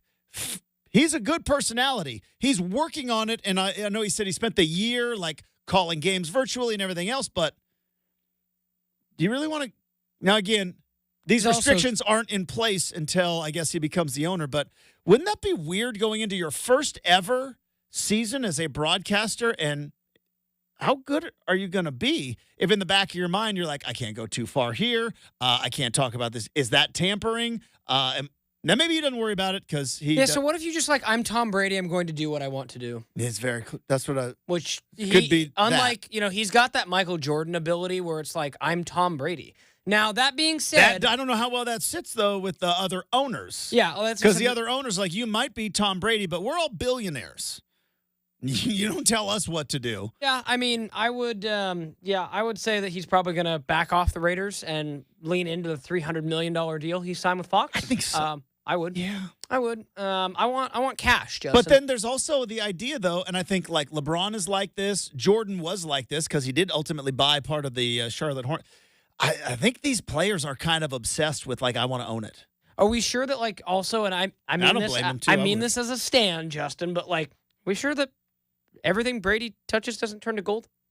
Everything, whether it be a broadcaster's mic, a football, crypto exchange. I suppose that's true, but crypto exchange was a little rough, wasn't it? Yeah.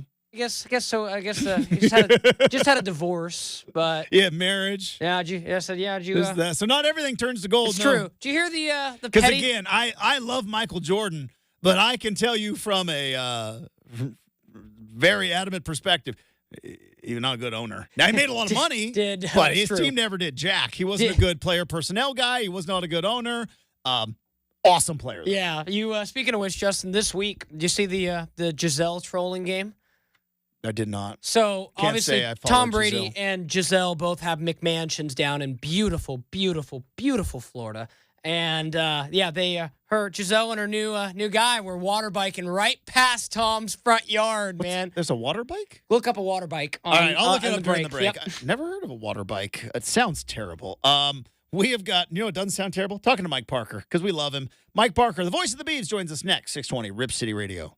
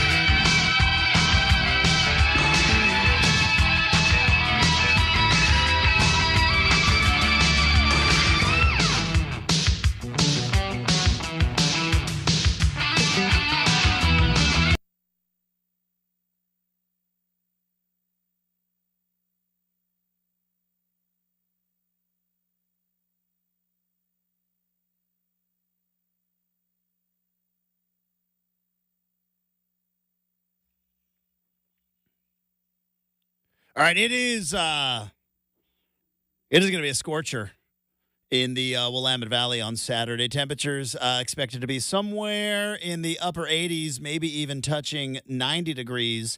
On top of that, both Oregon and Oregon State will be kicking off within an hour of one another. So with the temperature and the traffic on I-5, it might be a little tense out there. Manu doesn't have to worry about any of that because, well, he's got a brand new broadcast booth that is, I'm sure, climate controlled. And the only traffic he might have to worry about is if maybe the train rolls through there near the football stadium. Mike Parker, the voice of the Beavs, is going to be on the call on Saturday as the Beavs kick off their season against the Idaho State Bengals. Mike Parker back on the big show. How we doing, Mike?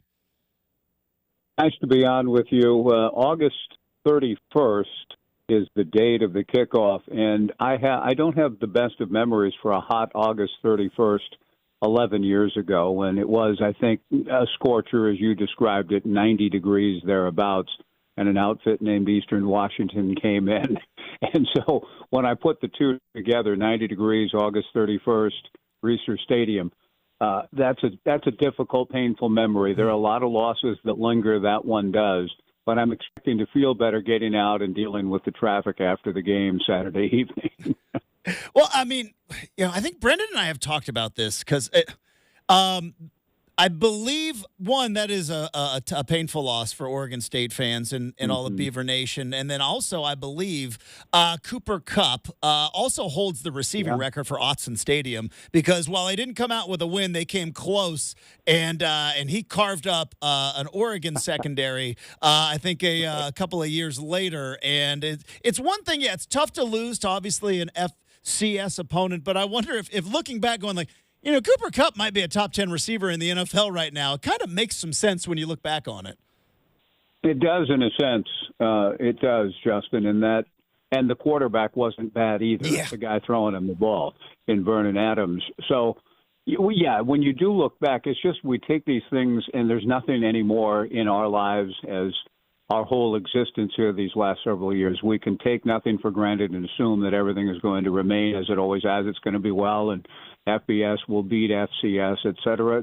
So many things have changed. And so that game that day was an eye-opener in terms of what can happen with the disparity. And I know that people talk about the powers that be and the haves are only going to have more and that the gap is going to grow, and that may indeed be the case going forward. And the Beavers have won 9 straight against FCS opponents since that fateful day in August 31st of 2013.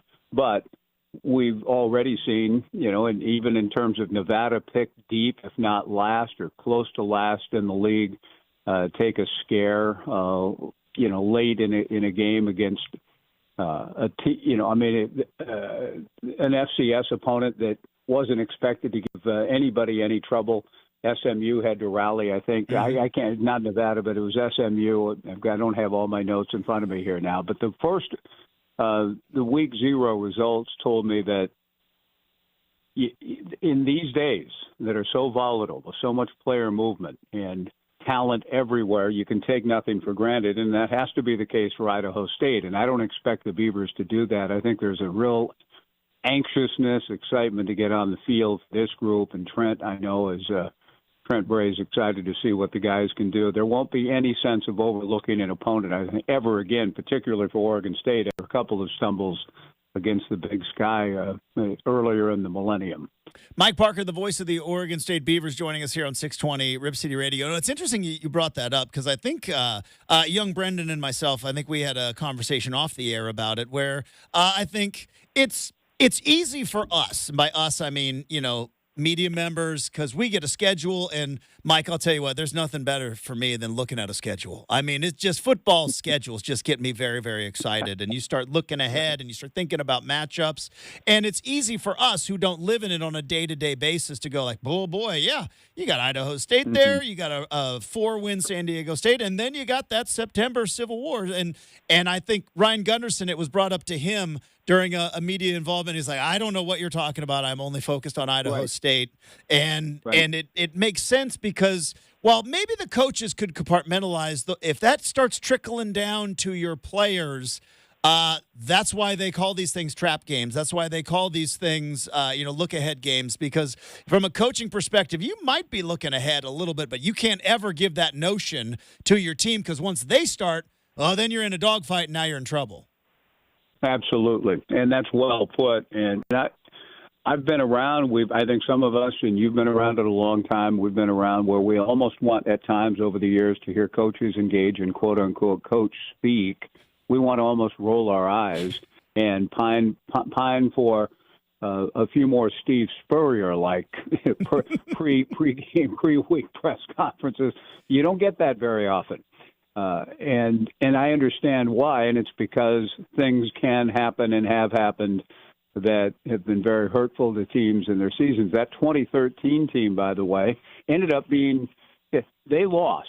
The Beavers did to Eastern Washington Open and reeled off 6 straight wins and got back into the top 25. Now the season didn't end well, but there had to be a sense of looking at that 2013 schedule and saying, hey, we got a chance to be 7-0, maybe 8-0, but you were 0-1 and then recovered to win 6 straight, finished poorly, but it was the tone setter for the season. It just left, even those next 6 wins felt a little, hollow in a sense, like, well, yeah, you won that. Yeah, you won that. Yeah, you won that. Yeah, you won that. But you lost Eastern Washington at home to open the year.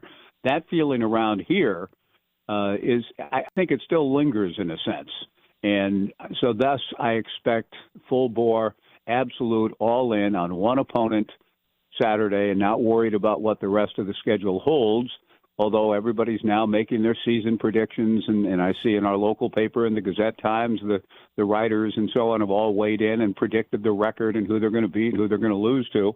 And it's all fairly optimistic, as am I.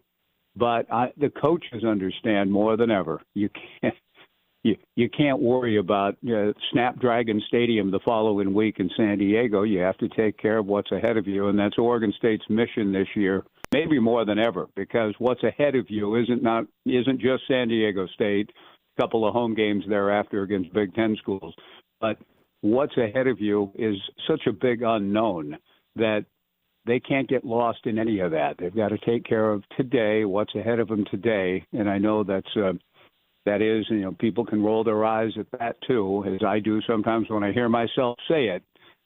But it's the truth, Justin. Mm-hmm. They can't look beyond Idaho State, and I think they're excited about the chance to get out and play somebody else and kind of see what they've got. Mike Parker is going to be on the call as the Beavs take on Idaho State on Saturday, kickoff at Reser Stadium. And, another example, Mike, of like sometimes you think and boy, you really don't unless you are there day to day. And this is not me holding water for any college football coach, but I do think, we all kind of get caught up and forget a little bit that we're not in it day to day because Oregon State announced that Giovanni McCoy was going to be their starting quarterback.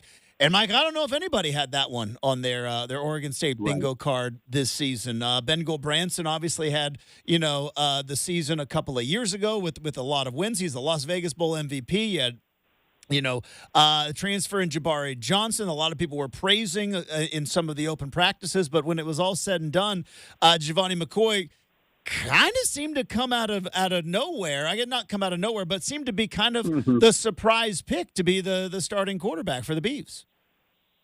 It was interesting in how it played out and developed, but on the other hand, Justin, when it was learned that the highly productive quarterback out of Idaho, particularly in 22, when he went 27 touchdowns, 7 picks, and was the Jerry Rice Award winner for the FCS Freshman of the Year. And he followed that up last year with maybe not as productive in terms of the overall numbers, touchdown passes and so on. But that's because Idaho was better in a sense, and they had a running back in Anthony Woods who's transferred to Utah who they could rely on in red zone situations, and they didn't have to constantly throw it. And defenses saw what Giovanni was capable of. So all of the numbers at Idaho and the experience, maybe more than anything else, and playing in some pretty high-level games and playing well against FBS opponents, playing well in postseason games, helping Idaho get to the quarterfinals for the first time. I can't remember exactly how long ago, but it was a big year last year, an historic season for Idaho with Giovanni at the controls. When he when he transferred in, the initial thought was, oh, he'll get the job. He'll be the guy. He's coming in to be the Beavers starting quarterback. I remember that sort of being the talk, the narrative around here. So I think the coaches, in a sense, watched it all play out, and Giovanni, just almost in microcosm over the course of the camp, experienced what he did at Idaho and beating out 6 different guys in front of him to emerge as the starting quarterback there. They were contemplating converting him to a wide receiver or a DB in Moscow after a so-so 3-game sort of audition in his true freshman year. And there wasn't apparently much of a future for him at quarterback, but Idaho coaches, Jason Eck and company, went into camp. And by the end of that camp, it was McCoy who had emerged as the guy, just steadily getting better and better. And I think it was back to the future in a sense for Giovanni again to come down here and do the same thing. He came in with a sense, hey, this experienced guy with big numbers will get the job. Then it looked like, well, maybe not. But as the camp went along, he just showed consistency was the key word that Ryan Gunderson has used. Consistency, making every play they need him to make, and he just continued to do that maybe at a slightly better level than the other two, and emerged as the winner for the starting job. Trent Bray has said both Ben Branson and Jabari Johnson will both play this weekend, so we'll get a chance to see them too. But I think the coaches in that sense aren't surprised, but pleased that sort of why they brought him in the first place, that has played out. And I look forward to seeing how it plays out all year long. Mike Parker, the voice of the Oregon State Beavers, friend of the program, joining us here on 620 Rip City Radio. I know we talked about this a little bit last week, Mike. I'm always fascinated when guys go from coordinator to head coach, and you kind of learn some stuff that you thought you knew or you never quite knew because, you know, when you are a coordinator, you are at the behest. I used that word that Brendan used earlier today. You're at the behest of the head coach, right? It is not your program. You are a cook. You are not a chef. And then all of a sudden now you move into that role and you see teams kind of take on some of the characteristics, and I know you've talked about the energy and the focus that that Trent Bray has had. I'm wondering what you think maybe the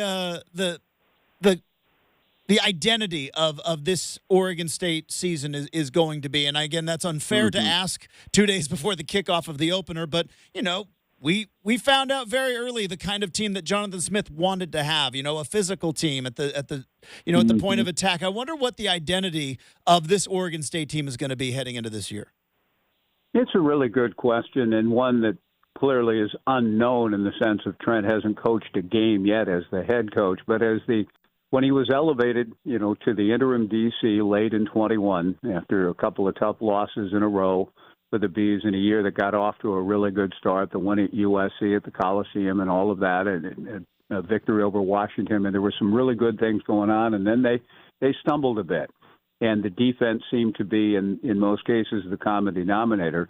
Trent gets elevated, and the team immediately, you know, there's always a little bit of a spark, I think, for a team when a coaching change is made and some re-energizing goes on naturally. But the combination of that natural effect and Trent's incredible energy and commitment and focus and attention to detail, all of that immediately came to the fore. And since that moment, the Beavers are a 20-10 football team with Trent since the elevation, and they're 16-2 at home. And so I expect that trend, that record, and all of that to continue to trend in a good way, because he is superb on the defensive side of the ball, and guys just believe in him. And so the identity, I think, is going to be how he played: tough, physical, and fast. I think this is going to be one of the fastest, most aggressive defenses we've seen, because Trent, while he told us, and I asked the question on Monday in the presser, what's it been like to be the head coach and not the coordinator and kind of run it? He smiled. I mean, it brought a smile to his face only to say, hey, well, you'd have to ask Keith that, because he may have a different answer, because I've been kind of, it's tough on him, I think, to, in a sense, rein himself in at times and give Keith the latitude to be his own D coordinator. And that was something Trent always told us, that Jonathan, he appreciated Jonathan because Jonathan gave his coordinators a chance to be exactly that, and didn't meddle in too many ways. But I do think everything about Trent Bray's personality, which is just all in, Beaver football is all, and his life and energy and commitment to that side of the ball has spilled over into every phase. We talked about that last week, too, that Trent is an all-encompassing coach, learning as he goes about every position group and its attention to detail. So I'm expecting fast and physical and aggressive, but also just a team that is well coached in every phase, and that'll come from the top down. That Trent's going to have an extra edge of energy, physicality, maybe than some of the teams in the past at Oregon State. But I think the team is going to be pretty buttoned up when it comes to details and fundamentals too, because that's who he is. Mike Parker is going to be on the call. Mike, what is this? Is this 24 seasons? Did I have that right? 24? 26. 26. Yeah. My math was off. It's Douglas High School. All right. 26th season calling games for Oregon State, and obviously it is going to be it's going to be an interesting season. I think it's going to be a fascinating season with not only changes in the program but changes around college football. But I think we've talked about it too. Boy, if there was ever a time we just need to kick that ball off. And get the band playing the fight song and get the students aren't quite there yet, but get the fans in the seats and the ball kicked off. If there ever was one, boy, it was this season, in season 26 for you. No doubt. There's never been a season quite like this, and I'm reading all the articles and interviews with Scott Barnes and Nick Daschel has conducted here of late with Scott and with President Murphy, and we've had our own conversations sort of on and off the air here locally. And we all know there's still a lot of unknowns and things swirling around and decisions that need to be made here fairly soon. We had Commissioner Gould on the show earlier this week in our local show here in the Mid-Valley, and she steered away from we have to remain flexible and nimble and can't set, well, by this date we have to know what our schedule is next year and we have to know what our long-term future is. She stopped short of that, but those conversations are occurring every day, and we know that, and we know that the Beavers' future is still, it's unknown, it's uncertain, and there's some anxiety that goes along with it. But as you said, Justin, more than ever, we go on the air at 1:30 on our network pregame show Saturday afternoon in the heat of Reeser, and the fans will be coming in, I think, having a great time. It's a good time. It'll be on the CW on a national basis. We're looking forward to that kind of exposure. I think there's going to be interest in, what happened to those two that were left out after the latest round of realignment? The Beavs and Cougs, I think, are going to get a lot of eyeballs this year, because I do think college football fans, the ones that are really into it, yes, it's a regional affair. Yes, we're in our own world here in the Mid-Valley in the Beaver State. But I think this year there's a chance for the Beavs and Cougs to, week by week by week on the field, in a sense, make their case. Hey, we do belong. We are. We've been a high-level FBS program at the Power 5 level for these many decades, and I think thus this makes the season vitally important for the Beavs to play well, and I think they will. But beyond all of that, it's another season with a bunch of guys who've gone through a training camp looking forward to kicking it off, as you said, and in that sense, I have more anticipation for this season almost than I've had for almost any other, in spite of the anxieties, or maybe because of them. This will be an outlet week to week to week through the regular season and into the postseason. And I think the Beavs have a postseason destination of some sort coming. I just think it's going to be fascinating to see what this group of young coaches and players under these circumstances, the kind of year they can forge, and where that leaves us here down the road, I don't know, but I'm really looking forward to seeing it get started this Saturday. Well, we look forward to talking to you throughout the season, Mike. We appreciate your time that you join us on the show. Have a great rest of your day. Have a great broadcast on Saturday, and we'll look forward to talking to you again soon.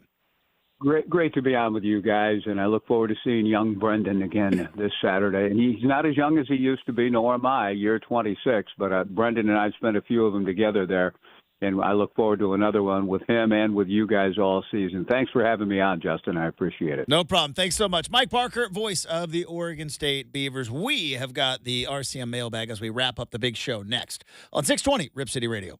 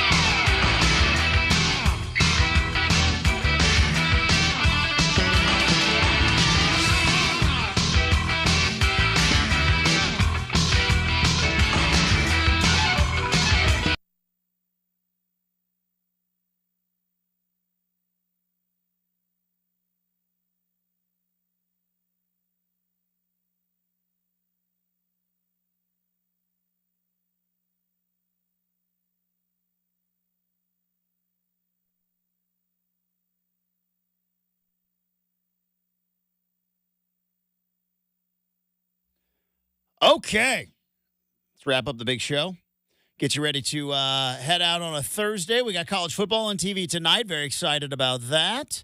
We're a week away from the NFL kicking off. We got a full slate of games on Saturday. Luke Combs is crushing it right now. Vibes are high. Vibes are high in this particular room. I don't know about your room, but in this room, vibes are very, very high. And they only get higher because it's time for the RCM mailbag. Here we go.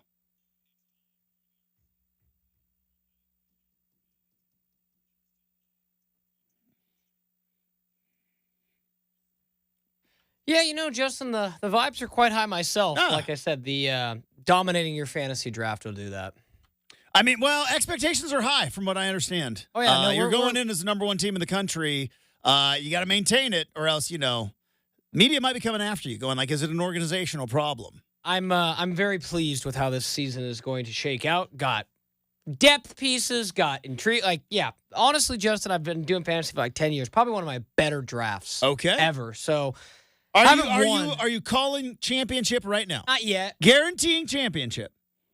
I'll make the Final Four. Only playoff. Guaranteeing right? the Final Four. Guaranteeing the Final Four here early All right. on. Now we will talk again in December. Yeah. Now I just need a couple key quarterbacks to stay healthy. But there you go. Nevertheless, let's go ahead and open up the mailbag, Justin. What's this? I think I might know where you're going to go with this, but sometimes you get cracked up before you even answer I the do question. because I know even exactly where you're going. What's an album with no bad songs? Ooh. Or right. very I'll give you a mulligan. There's you can say 2 aren't good. All right, so no movie soundtracks, no greatest hits. Yeah, those don't count. Yeah, but I'll give you two that are misses, but just you're 80% of that. Well, track I mean, is solid. I will say right now, Post Malone. I knew Post it. Malone F1 Trillion is. I did not write this question to hear that. Is either. incredibly good. Let's see. Morgan Wallen's One Thing at a Time. No bad songs on that. There's no skips on that one. Eric Church's Chief, which is from about, I think 10 years ago. Chief. No bad songs on that one. Going back to childhood or college age. I'd have to go back, but I do not recall Dr. Dre's 2001 album having an awful lot of skips. I don't recall a skip on 2001 from Dr. Dre. I believe that was one we would just, at every party, that would be sophomore, because it came out in 99.